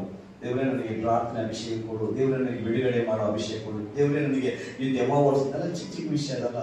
ಇದೆಲ್ಲ ಚಿಕ್ಕ ಮಕ್ಕಳೇ ಮಾಡ್ತಾರೆ. ಅರ್ಥ ಆಗ್ತಿದೆ? ದೊಡ್ಡ ವಿಚಾರ ಏನ್ ಗೊತ್ತಾ, ನಾನು ಪ್ರವಾದನೆ ವಾಕ್ಯ ಸಾರಬೇಕು, ನಿಮ್ಮ ಸುವಾರ್ತೆ ಸಾರಬೇಕು, ನನ್ನ ಅಭಿಷೇಕದ ಬೇಕಿಯನ್ನು ಬೆಳೆಯಬೇಕು. ನನ್ನ ಬಾಯಿಂದ ಹೊರಡುವಂತ ಒಂದೊಂದು ಮಾತು, ಈ ವಾಕ್ಯ ನನಗೆ ಮೈಂಡ್ ಬಂದಿದ್ದ ತಕ್ಷಣ ಅದು ಯಾವ ರೀತಿ ಮಾತಾಡ್ಬೇಕಂತ ಪರಿಶುದ್ಧ ಆತ್ಮನೇ ನೀವು ನನ್ನಲ್ಲಿ ಬೋಧಿಸಬೇಕು ಅಂತ ಆ ಪರಿಶುದ್ಧವಾದ ಒಂದು ಉನ್ನತವಾದ ವರವನ್ನು ಕೇಳಿ. ಇನ್ನೊಂದು ದೊಡ್ಡ ವರ ಏನು ಗೊತ್ತಾ, ದೇವರೇ ನೀನು ನಾನು ಒಳ್ಳೆಯವ, ನನ್ನ ಜೊತೆ ಇರು. ಆಳವಾದ ಸ್ಥಳಕ್ಕೆ ಹೋಗಲು ಎಷ್ಟು ಜನ ಸಿದ್ಧರಾಗಿದ್ದಾರೆ? ಇನ್ ಮೇಲೆ ನಿಮ್ಮ ಒಂದು ಪ್ರಾರ್ಥನೆ ಚೇಂಜ್ ಆಗಬೇಕು, ಇನ್ ಮೇಲೆ ನಿಮ್ಮ ಒಂದು ಭಕ್ತಿ ಚೇಂಜ್ ಆಗಬೇಕು. 1 hour ಪ್ರೇಯರ್ ಮಾಡೋದು ಬೇಡ, 2 hour ಬೇಡ. ನೀವು ಬೆಳಗಿನ ಸಂಜೆವರೆಗೂ ನೀವು ಎಷ್ಟಾಗುತ್ತೆ ಈ ಮೈಂಡ್ ನ ಬಂದು ಏನ್ ಮಾಡ್ತೀರಿ ಗೊತ್ತಾ, ನಿಮ್ಮ ಮೈಂಡ್ ತುಂಬಾ ಪ್ರೀಶಿಯಸ್ ಆಗಿರೋದು. ನಾನು ಎಲ್ಲಾ ಟೈಮ್ ಹೇಳ್ತಾ ಇದ್ದೀನಿ, ನಿಮ್ಮ ಮೈಂಡ್ ತುಂಬಾ ಪ್ರೀಶಿಯಸ್ ಆಗಿರೋದು. ಈ ಮೈಂಡ್ ನ ಯಾವಾಗ ನೀವು ಸ್ತೋತ್ರ ಹೇಳ್ಕೊಂಡು ವಾಕ್ಯ ಹೇಳ್ಕೊಂಡು ಈ ಮೈಂಡ್ ಹೆಂಗ್ ಡೈವರ್ಟ್ ಮಾಡ್ಕೊಂಡು ಹೋಗ್ತಿರೋ ಅಷ್ಟು ಅಭಿಷೇಕ ನೀವು ಹುಡ್ಕೊಂಡು ಬರುತ್ತೆ. ನೀವು ಯಾವಾಗ ಬೇಡ ಕಾರ್ಯ ನೀವು ಕೊಡ್ತಿರೋ, ಟಿವಿ ಸೀರಿಯಲ್ ರೀಲ್ಸ್ ಅದು ಇದು ಪಕ್ಕದ ಏನಮ್ಮ ನೈಟ್ ಏನು ಸ್ವಲ್ಪ ಶಬ್ದ ಬರ್ತಿತ್ತು ಕುಡ್ಕೊಂಡು ಬಂದಿದ್ದ, ಹೌದು ಏನ್ ಮಾಡೋಣ, ಊಟ ಸರಿ ಇಲ್ಲ, ತಟ್ಟೆ ಬಿಸಾಗಲ್ಲ, ಹಿಂಗ್ ಬಿಸಾಗಲ್ಲ, ಇದೆಲ್ಲ ಬೇಡ. ಏನಾದ್ರು ಕೇಳಿದ್ರೆ ಏನಿಲ್ಲಮ್ಮ ದೇವರಿದ್ದಾರೆ, ಏನೋ ಒಂದು ದೇವ್ರು ಮುಟ್ತಾರೆ, ಒಂದಿನ ದೇವ್ರ ದೊಡ್ಡ ಕಾರ್ಯ ಮಾಡ್ತಾರೆ. ಹೇಳಿ ಅವ್ರಿಗೆ ಪಕ್ಕದವರು ಹೇಗೆ ಅಮ್ಮ ಇಷ್ಟ ಅಂದ್ರು ಬೆಳೆಗೆಲ್ಲ ಕೀಚಾಡಿ ಬೆಳಗ್ಗೆ ಕೇಳಿದ್ರು ದೇವ್ರ ಮೇಲೆ ಇಷ್ಟ ನಂಬಿಕೆ ಇಟ್ಟಿದಾರಲ್ಲ, ಅವ್ರಿಗೆ ಒಂಥರ ಕನ್ಫ್ಯೂಸ್ ಆಗ್ಬೇಕು ಪಕ್ಕದವ್ರಿಗೆ. ಅರ್ಥ ಆಗ್ತಿದ್ಯಾ? ಈ ತರ ಮಾತಾಡಿ ದೇವ್ರ ಕಡೆ ಒಪ್ಪಿಸ್ಕೊಡಿ. ನಿಮ್ಮ ಒಂದು ನಂಬಿಕೆ ನಿಮ್ಮ ಕೈಗೆ, ನಿನ್ನ ನಂಬಿಕೆ ನೀನನ್ನು ಸ್ವಸ್ಥತೆ ಮಾಡಿ, ನಿನ್ನ ನಂಬಿಕೆ ನೀನು ಬಿಡುಗಡೆ ಮಾಡಿ, ನಿನ್ನ ನಂಬಿಕೆ ನೀನನ್ನು ಪರಲೋಕಕ್ಕೆ ಕರ್ಕೊಂಡು ಹೋಗಿ, ನಿನ್ನ ನಂಬಿಕೆ ನಿನ್ನ ಕುಟುಂಬ ನಿನ್ನ ಮಕ್ಕಳನ್ನು ನಿನ್ನ ಸಮಸ್ತವನ್ನು ಸಮೃದ್ಧಿಯಾಗಿ ಆಶೀರ್ವದಿಸುವಂತಾಗಿದೆ. ಮತ್ತೆ ಲಕ್ಷ್ಮಮ್ಮ ಅವ್ರ ಸಾಕ್ಷಿ ಹೇಳೋದು ಕೇಳಿದ ಲಕ್ಷ್ಮಮ್ಮ ಅವರು ಅವ್ರ ಬಗ್ಗೆ ಅವ್ರು ಕ್ಲೀನಾಗಿ ಹೇಳಿ ನಾನು ಹೇಳ್ತೀನಿ ಕೇಳಿದ್ವಿ. ನಾನೇ 2-3 ಸಲ ಮನೆ ಕರ್ಕೊಂಡು ಬಂದ್ರು, ಅಣ್ಣ ಇವ್ರಿಗೆ ಹುಷಾರಿಲ್ಲ, ಬೆನ್ನು ನೋವು, ಪ್ರೇಯರ್ ಮಾಡಿ ಅಂತ ಹೇಳಿದ್ರು. ನಾನು ನಾರ್ಮಲ್ ಪ್ರೇಯರ್ ಬೇರೆ, ದೆವ್ವ ಹಿಡಿದ್ರೆ ಬೇರೆ ಪ್ರೇಯರ್ ಇದೆ. ಅಂದ್ರೆ ನಾರ್ಮಲ್ ತಲೆ ಮೇಲೆ ಕೈ ಇಟ್ಟು ಪ್ರೇಯರ್ ಮಾಡಿ ಬಿಡುಗಡೆ ಮಾಡೋ ಅಂತ ಹೇಳ್ಬಿಟ್ಟು ಬಿಟ್ಬಿಟ್ಟೆ. ಇನ್ನೊಂದ್ಸರಿ ಪ್ರೇಯರ್ ಮಾಡಿಸಿದ್ರು, ಅಮ್ಮ ಅವ್ರಿಗೆಲ್ಲ ಹಾಸ್ಪಿಟಲ್ ಕರ್ಕೊಂಡು ತೋರ್ಸಮ್ಮ, ಬೆನ್ನು ನೋವು, ಕೈ ಕಾಲು ನೋವಲ್ಲ ಹೊಡ್ತಾ ಅಂತ ಹೇಳ್ತಾರೆ. ಚಿಕ್ಕ ಹುಡುಗ, ಎಷ್ಟು ವಯಸ್ಸಮ್ಮ ಅವನಿಗೆ? ಎಷ್ಟು ವರ್ಷ ಅವನಿಗೆ ಏಜ್? ಅವ್ನಿಗೆ ಎಷ್ಟು ವಯಸ್ಸು? 15 ವರ್ಷ. ಅವ್ನಿಗೆ 10 ವರ್ಷದಿಂದ ಅವನ ಮೇಲೆ ಸೈತಾನ್ ಇದೆ. 5 ವಯಸ್ಸಲ್ಲಿ ಅವನ ಮೇಲೆ ಬಂದಿದೆ ಸೈತಾನು. 6 ವರ್ಷದಿಂದ ಶಾಲೆಗೆ ಹೋಗ್ತಿಲ್ಲ. ಅವ್ರು ಹೇಳ್ತಿರುವಾಗ ನನಗೆ ಅವನ ಮೇಲೆ ಸ್ಪಿರಿಟ್ ಫೀಲ್ ಬರ್ತಾ ಇಲ್ಲ ನನಗೆ. ಅದೇನೋ ಗೊತ್ತಿಲ್ಲ ನೋಡಿ. ಕೆಲವೊಂದು ಕಾರ್ಯವು ಅವ್ರ ನಂಬಿಕೆ ಹೆಚ್ಚಿಸೋದಕ್ಕೋ ಯಾವುದೋ ಒಂದು ಕಾರ್ಯಕ್ಕೆ ದೇವರು ಅನುಮತಿ ಕೊಟ್ಟರೆ ಗೊತ್ತಿಲ್ಲ. ನಾನು ಎಷ್ಟು ತಲೆ ಮೇಲೆ ಕೈ ಇಟ್ಟು ನಾವು ನಾರ್ಮಲ್ ಆಗಿ ನನಗೆ ಅದು ಫೀಲ್ ಬರ್ತಾ ಇಲ್ಲ, ನನಗೆ ಅನುಭವ ಆಗ್ತಾ ಇಲ್ಲ. ನೆಕ್ಸ್ಟ್ 2 ಸತಿ ಪ್ರೇಯರ್ ಮಾಡೋದು ಆಯ್ತು. ಶುಕ್ರವಾರ ಬಂದು ಇಲ್ಲಿ ಪ್ರೇಯರ್ ನಡೆಯುತ್ತೆ. ಶುಕ್ರವಾರ ಪ್ರೇಯರ್ ನಡೆದು ಬೆಳಗ್ಗೆಯಿಂದ ಒದ್ದಾಡ್ತಾ ಪ್ರೇಯರ್ ಮಾಡಿ, ಸಂಜೆ ಎಲ್ಲ ಒದ್ದಾಡ್ತಾ ಇದ್ದಾರೆ, ಪ್ರೇಯರ್ ಮಾಡಿ ಎಗರಾಡ್ತಾ ಇದ್ದಾರೆ. ಇಲ್ಲಿ ಅವನು ಹೊಟ್ಟೆ ನೋವು, ಬೆನ್ನು, ನರ ನೋವು ಅಂತ ಮಲ್ಕೊಂಡ್ಬಿಟ್ಟ. ಚೆನ್ನಾಗಿ ಮಾತಾಡಿದ, ಅಂಕಲ್ ಆಗ್ತಾ ಇಲ್ಲ, ತುಂಬಾ ನೋಡ್ತಾ ಇದೆ ಅಂತ ಅಳ್ತಾ ಇದ್ದಾನೆ. 2 ಕಣ್ಣು ಅಳ್ತಾ ಇದ್ದಾನೆ. ಅವ್ರ ಅಮ್ಮ ಕರ್ಕೊಂಡ್ ಬಂದು ನನ್ನ ಮುಂದೆ ನಿಲ್ಸ್ಬಿಟ್ಟು ನಾನು ಸುಮ್ಮನೆ ಕೂತ್ಕೊಂಡಿದ್ದೆ. ಪ್ರೇಯರ್ ಮಾಡಿ ಅಣ್ಣ, ಇವ್ನು ಪ್ರೇಯರ್ ಮಾಡಿ ಅಂತ. ಸರಿ, ನಾನು ಏನು ಡೌಟ್ ಆಗ್ತದೆ, ನಾರ್ಮಲ್ ಪ್ರೇಯರ್ ಬೇಡ, ಇವನಿಗೆ ಸ್ವಲ್ಪ ಆಡೋ ದೇವ್ರೆ ನೀವು ಇವತ್ತು ಬಿಡುಗಡೆ ಬೇಕು, ಅವ್ರ ತಾಯಿ ಕಣ್ಣೀರ್ ನೋಡು, ನನಗೆ ಯಾವ್ದು ಕೆಲವೊಂದು ಗೊತ್ತಾಗ್ತಾ ಇಲ್ಲ, ಅಲ್ಲಿ ಏನೋ ಸಮಸ್ಯೆ ಇದೆ, ಅದು ಏನೋ ಒಳಗಡೆ ಹೋಗ್ತಾ ಇದೆ, ಮತ್ತೆ ಬರ್ತಾ ಇದೆ ಅನ್ಸುತ್ತೆ, ನನಗೆ ಗೊತ್ತಾಗ್ತಾ ಇಲ್ಲ, ನನ್ನ ದೇವ್ರೆ ನೀನು ಈ ತರ ಮನ್ಸಲ್ಲಿ ಅನ್ಕೊಂಡು ಅವ್ನ ಮನೆ ಮೇಲೆ ಕೈ ಇಟ್ಟ ತಕ್ಷಣ ಆಕೆ ಬಿದ್ದೋಗ್ಬಿಟ್ಟ. ಆಮೇಲೆ ಮಲ್ಕೊಂಡು ಹೇಳ್ತಾನೆ, ಏನ್ ಹೆಸರು ಹೊರಗಡೆ ಬಾ ಸೈತಾನ್ ಅಂದ್ರೆ, ಏನೋ ಹನುಮಂತಪ್ಪ ಅಂತ. 21 ವಯಸ್ಸಿಗೆ ಸೂಸೈಡ್ ಮಾಡ್ಕೊಂಡು ಸತ್ತೋಗ್ಬಿಟ್ನಂತೆ ಅವನು, ಯಾವ್ದೋ ಅವ್ರ ಊರಲ್ಲಿ. 5 ವಯಸ್ಸಿಗೆ ಅವನು ಹುಡುಗನ ಮೈ ಮೇಲೆ ಬಂದು 10 ವರ್ಷ ಆಗ್ತಿದೆ ಅಂತೆ. 10 ವರ್ಷದ ಏನ್ ಮಾಡ್ತಿದೆ ಅಂದ್ರೆ ಬೆನ್ನು ನೋವು, ನರಗಳು ನೋವು, ಈ ತತ್ತು ನರಗಳು ನೋವು, ಅವ್ನು ಓದಕ್ ಹೋಗದಂತೆ, ಕೆಟ್ಟ ಚಟಗಳು ಕಳೆಯುವಂತೆ ತುಂಬಾ ಅವ್ನು ಹೇಳ್ಕೊಂಡು ಹೋಗ್ಬಿಡೈತೆ. 10 ವರ್ಷ ಅವ್ರು ಹೇಳಿದ ಕಣ್ಣಲ್ಲಿ ನೀರ್ ಹಾಕೊಂಡು ಅವ್ರು ಹೇಳಿದ ಒಂದೇ ಒಂದು ನಿಮಿಷ, 10 ವರ್ಷ ಹೋಗಿದ ಜಾಗನೇ ಇಲ್ಲ, ಎಲ್ಲ ಕಡೆ ಓಡಾಡಾಯ್ತು. ಎಲ್ಲ ಅವ್ರಿಗೆ ಕನ್ಫರ್ಮ್ ಆಗಿ ಹೇಳ್ತಾರೆ, ಏನೋ ಇದೆ ಅಂತ ಅವ್ರಿಗೆ ಅನಿಸ್ತಾ ಇದೆ, ನನಗೆ ಅನಿಸ್ತಾ ಇಲ್ಲ. ಹೆಂಗಿದೆ ನೋಡಿ, ಅವ್ರು ಹೇಳ್ತಾರೆ ಏನೋ ಇದೆ ಅಂತ ಅವರೇ ಕನ್ಫರ್ಮ್ ಮಾಡ್ತಾ ಇದ್ದಾರೆ, ನನಗೆ ಅನಿಸ್ತಾರೆ. ಕೆಲವೊಂದು ವಿಷಯಗಳು ದೇವರು ಏನಕ್ಕೆ ಅನುಮತಿ ಕೊಡ್ತಾರಂದ್ರೆ, ಒಂದು ಅವ್ರ ಫೇತ್ ಈ 10 ವರ್ಷದಲ್ಲಿ 2 ವರ್ಷ ಆಯ್ತಮ್ಮ, 1 ವರ್ಷ, ಈ 1.5 ವರ್ಷದಲ್ಲಿ ದೇವರು ಸ್ಥಿರವಾಗಿ ನಿಲ್ಲುವಂತೆ, ಅವ್ರು ಇನ್ನೂ ಆಳವಾಗಿ ಹೋಗುವಂತೆ ಅವ್ರನ್ನ ಒಪ್ಪಿಸ್ಕೊಟ್ಟಿದ್ರು ನೋಡಿ. ಅವತ್ತು ನಡೆದ ವಿಚಾರ ಅವ್ರ ಕಣ್ಣಲ್ಲಿ ಆಳದ ಕಣ್ಣೀರು ಬಂತು. ಅರ್ಥ ಆಗ್ತಿದ್ಯಾ?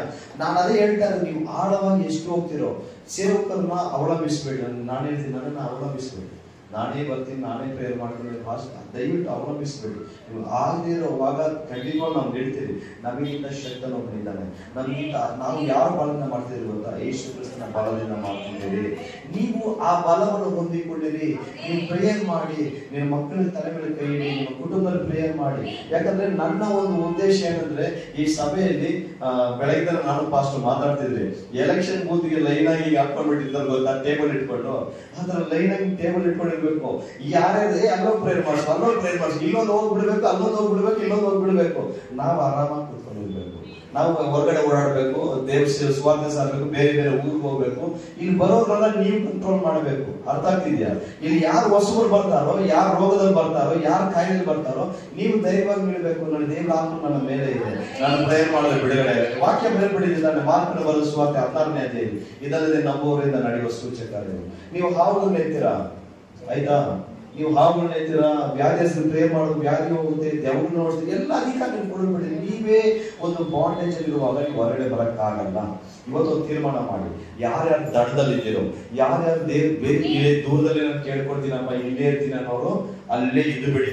ಇಲ್ಲ, ನಾನು ದೇವರ ಸಮೀಪ ಜೊತೆಗೆ ಹೋಗ್ತೀನಿ, ಆತನ ಜೊತೆಗೆ ಕೊಂಡೆ ಕೇಳ್ತೀನಿ, ಆತನ ಹೇಳೋ ಮಾತನ್ನ ಕೇಳಿ ನಾನು ಮುಂದೆ ಹೋಗ್ತೀನಿ ಅಂತ ಯಾರು ಬರ್ತೀರೋ ಆತನ ಜೊತೆಗೆ ಸಂಚಾರ ಮಾಡಿ. ಯಾಕಂದ್ರೆ ಹಣಗಳು ದೇವರೊಂದಿಗೆ ಸಂಚಾರ ಮಾಡಿರೋದು ತೆಗೆದುಕೊಳ್ಳಲ್ಪಟ್ಟಿರುವಂತ ವಾಕ್ಯ ಬರೆಯಲ್ಪಟ್ಟಿದೆ. ನೀವು ಆತನೊಂದಿಗೆ ಸಂಚಾರ ಮಾಡಿರಿ, ಆತನ ಬರುವಿಕೆಯೆಂದು ನೀವು ನಿಮ್ಮ ಕುಟುಂಬವು ದೇವರ ಚಿತ್ತ ಏನಿದೆಯೋ ಅದರಂತೆ ತೆಗೆದುಕೊಳ್ಳಲ್ಪಡಲಾಗಿದ್ದೇವೆ. ಹಾಗಾಗಿ ದೇವರಿಗೆ ಎಲ್ಲರೂ ನೋಡ್ಕೊಂಡಾಗಿ ನಾವು ಪ್ರಾರ್ಥನೆ ಮಾಡಿ ಮುಗಿಸೋಣ. ಸ್ತೋತ್ರ ತಂದೆ, ಸ್ತೋತ್ರ ಸ್ತೋತ್ರ. ಎಷ್ಟು ಜನಕ್ಕೆ ಅರ್ಥ ಆಯ್ತು ವಾಕ್ಯ? ಎಷ್ಟು ಜನಕ್ಕೆ ಅರ್ಥ ಆಯ್ತು? ಅರ್ಥ ಹೇಳ್ತೀನಿ, ಇನ್ನೊಂದ್ಸರಿ ಸ್ಟಾರ್ಟ್ ಮಾಡ್ತೀನಿ. ನೆಕ್ಸ್ಟ್ ವಾರ ನಾನು ಕೇಳ್ತೀನಿ, ಕೇಳಿದ್ರೆ ಆನ್ಸರ್ ಮಾಡಿದ್ರೆ ಇದೆ ನಿಮಗೆ. ಮೊಣಕಾಲಾಗಿ ಪ್ರಾರ್ಥನೆ ಮಾಡಿ. ಇವತ್ತಿನ ಪ್ರೇಯರ್ ನಿಮ್ ಚೇಂಜ್ ಆಗ್ಬೇಕು, ಇವತ್ತಿನ ಬೈಬಲ್ ಓದೋದು ಚೇಂಜ್ ಆಗ್ಬೇಕು, ಇವತ್ತಿನ ನಿಮ್ಮ ಒಂದು ವಿಶ್ವಾಸ ಚೇಂಜ್ ಆಗ್ಬೇಕು. ನಾನು ದಡದಲ್ಲಿದ್ದೀನಿ, ನಾನು ಇನ್ನೂ ಆಳವಾಗಿ ಹೋಗ್ಬೇಕು, ಇನ್ನೂ ಆಳವಾಗಿ ಹೋಗ್ಬೇಕು. ವಾಕ್ಯ ಬರೆದಿದೆ, ಪ್ರಪಂಚದೆಲ್ಲ ಹೋಗಿ ತಂದೆ ಮಗ ಪರಶುರಾತ್ಮ ದೀಕ್ಷಾ ಸ್ಥಾನ ಕೊಡಿ, ನನ್ನ ಶಿಷ್ಯರನ್ನಾಗಿ ಮಾಡಿರುತ್ತೆ. ಶಿಷ್ಯರ ಕೆಲಸ ಏನು ಗೊತ್ತಾ? ಯೇಸು ಕ್ರಿಸ್ತನ ಸೇವೆ ಮಾಡೋದು. ನಾವು ನೀವು ಎಲ್ಲರೂ ದೇವರ ಶಿಷ್ಯರಾಗಿದ್ದೇವೆ. ನಾವು ಶಿಷ್ಯರಾಗಿ ಏನು ಮಾಡಿದ್ದೇವೆ, ಏನು ಬದಲಾವಣೆ ಮಾಡಿದ್ದೇವೆ? ನಾನೇ ಬದಲಾವಣೆ ಆಗಿಲ್ಲ ಅಂತಿಲ್ಲ, ಕರೆಕ್ಟಾ? ನಾನೇ ಬದಲಾವಣೆ ಆಗಿಲ್ಲ, ನನ್ನ ಯಾರನ್ನ ಬದಲಾಯಿಸಿ ಅಂತ ಇವತ್ತೊಂದು ಬದಲಾವಣೆ ಆಗ್ಬೇಕು. ಆಗ್ತೀರಾ? ಮಾಡಿಕೊಡ್ತೀರಾ? ಇನ್ನ ಹಾಳ ಹೋಗ್ತೀನಿ ಅಂತ ಒಪ್ಸ್ಕೊಡ್ತೀರಾ? ಯಾರು ಒಂದ್ ಹೇಳ್ತೀನಿ ನೋಡಿ, ಯಾವ್ದ್ರ ಮುಂದೆ ಸೋಲು ಒಪ್ಕೋಬೇಡಿ. ನೀವು ಒಬ್ರು ಮಾತ್ರ ಭಯ ಪಡ್ಬೇಕು, ದೇವರಿಗೆ ಭಯ ಪಡಬೇಕು, ಸೈತಾನಿಗೆ ಭಯ ಪಡಬಾರದು, ಅದು ಹೋರಾಟಕ್ಕೆ ಭಯ ಪಡಬಾರದು, ಮರಣಕ್ಕೆ ಭಯ ಪಡಬಾರದು. ಅಪೊಸ್ತಲ ಪೌಲನು ಹೇಳ್ತಾನೆ, ಒಳ್ಳೆ ಓಟವನ್ನು ಮುಗಿಸಿದ್ದೇನೆ, ನನ್ನ ಓಟವನ್ನು ಕಡೆಗಾಣಿಸಿದ್ದೇನೆ ಅಂತ. ಅಂದ್ರೆ ಸಾವು ಜಯವುಳ್ಳವರಾಗಿ, ಸಾವನ್ನು ಸಂತೋಷವುಳ್ಳವರಾಗಿ ಅಂಗೀಕರಿಸುವವರಾಗಿರಬೇಕು. ಯಾವ ಒಂದು ಭಯವೂ ಇಲ್ಲದೆ, ಈಗ ನಾನು ಆ ಒಂದು ಮಾತು ಯಾವಾಗ ಒಂದು ಭಯ ಬರುತ್ತೆ ಹೇಳಿ, ಅಷ್ಟು ಒಂದು ಧೈರ್ಯವುಳ್ಳವಾಗಿ ನಾವು ಆಳುವಾಗ ಹೋಗೋಣ. ಇನ್ನು ದೇವರಿಗೆ ಬೇರೆ ಬೇರೆ ವಾಕ್ಯ ಕೇಳೋದು ಮಾತ್ರ ಅಲ್ಲ, ವಾಕ್ಯ ಕೇಳೋದು ಮಾತ್ರ ಅಲ್ಲ, ನಮ್ಮ ದಿನನಿತ್ಯ ಜೀವನದಲ್ಲಿ ಪ್ರತಿ ದಿನವೂ ಈಗ ನಾನು ಸಂಚಾರ ಮಾಡುವ, ಕೆಲಸ ಮಾಡುವಾಗ, ನನ್ನ ಎಲ್ಲಾ ಸ್ಥಳದಲ್ಲಿಯೂ ಇನ್ನು ನನ್ನ ಆಳವಾಗಿ ನಿನ್ನನ್ನು ದೃಷ್ಟಿಸಿ ನೋಡುವಂತೆ ನನಗೆ ಜ್ಞಾನವನ್ನು ಕೊಡು, ಬುದ್ಧಿಯನ್ನು ಕೊಡು, ಯೇಸು ನಾಮದಲ್ಲಿ ಕೊಡಂತ ಕೇಳಿ ನೋಡಿ. ದೇವ್ರು ದೊಡ್ಡ ಕಾರ್ಯ ಮಾಡ್ತಾರೆ, ದೇವ್ರು ದೊಡ್ಡ ಕಾರ್ಯ ಮಾಡ್ತಾರೆ. ಯಾಕಂದ್ರೆ ದೇವ್ರು ನಿಮ್ಮನ್ನ ಬಹಳ ಪ್ರೀತಿ ಮಾಡ್ತಾರೆ. ದೇವರು ನಮ್ಮನ್ನು ಕ್ಷಮಿಸುವ ದೇವರು, ನಮ್ಮನ್ನು ಪ್ರೀತಿಸುವ ದೇವರು, ನಮ್ಮನ್ನು ಬಲಪಡಿಸುವ ದೇವರು. ದೇವರು ನೀತಿವಂತರನ್ನು ಹುಡುಕಿ ಬಂದಿಲ್ಲ. ಬೈಬಲ್ ವಾಕ್ಯ ಬರೆಯಬೇಡಿದ್ಯಾ, ನಾನು ನೀತಿವಂತರನ್ನು ಹುಡುಕಿ ಬಂದಿಲ್ಲ. ದೇವರ ಪಾಪಿಗಳನ್ನು, ಅನೀತಿವಂತರನ್ನು, ದುಷ್ಟರನ್ನು, ಕತ್ತಲಲ್ಲಿ ವಾಸಿಸುವವರನ್ನು ಹುಡುಕಿ ಬಂದವರಾಗಿದ್ದಾರೆ. ನಿಮ್ಮನ್ನು ದೇವರು ಹುಡುಕಿ ಬಂದಿದ್ದಾರೆ. ನಿಮ್ಮನ್ನು ಸೈತಾನ ಏನ್ ಮಾಡ್ತಾರೆ ಗೊತ್ತಾ? ನಿಮ್ಮಲ್ಲಿ ಕೊರತೆ ಉಂಟು ಮಾಡ್ತಾರೆ. ಇಂತ ಈ ರೀತಿಯಾಗಿ ಯೋಚನೆ ಮಾಡ್ತೀವಿ, ಆ ರೀತಿಯಾಗಿ ಯೋಚನೆ ಮಾಡ್ತಾರೆ, ಹಿಂಗೆ ಹಂಗೆ ಬದುಕಂಗೆ ನಿನ್ನ ಡಿಗ್ರೇಡ್ ಮಾಡಿ ಕೆಳಗೆ ತರ್ತಾನೆ. ನೀನು ಮೇಲೆ ಎದ್ದು ಬಾ, ನೀನು ದೇವರ ಮಗಳು, ನೀನು ಯಾವ ಕಡೆ ಒಪ್ಪಿಸ್ಕೊಳ್ಬೇಡ. ನೀನು ದೇವರ ಮಕ್ಕಳಿಂದ ತೊಳೆಯಲ್ಪಟ್ಟಿದ್ಯಾ, ಆತನ ಅಭಿಷೇಕಗಳ ಹಸ್ತ ನಿನ್ನ ಮೇಲೆ ಇದೆ, ಆತನ ಅಭಿಷೇಕಗಳ ಹಸ್ತ ನಿನ್ನ ಮೇಲೆ ಇದೆ.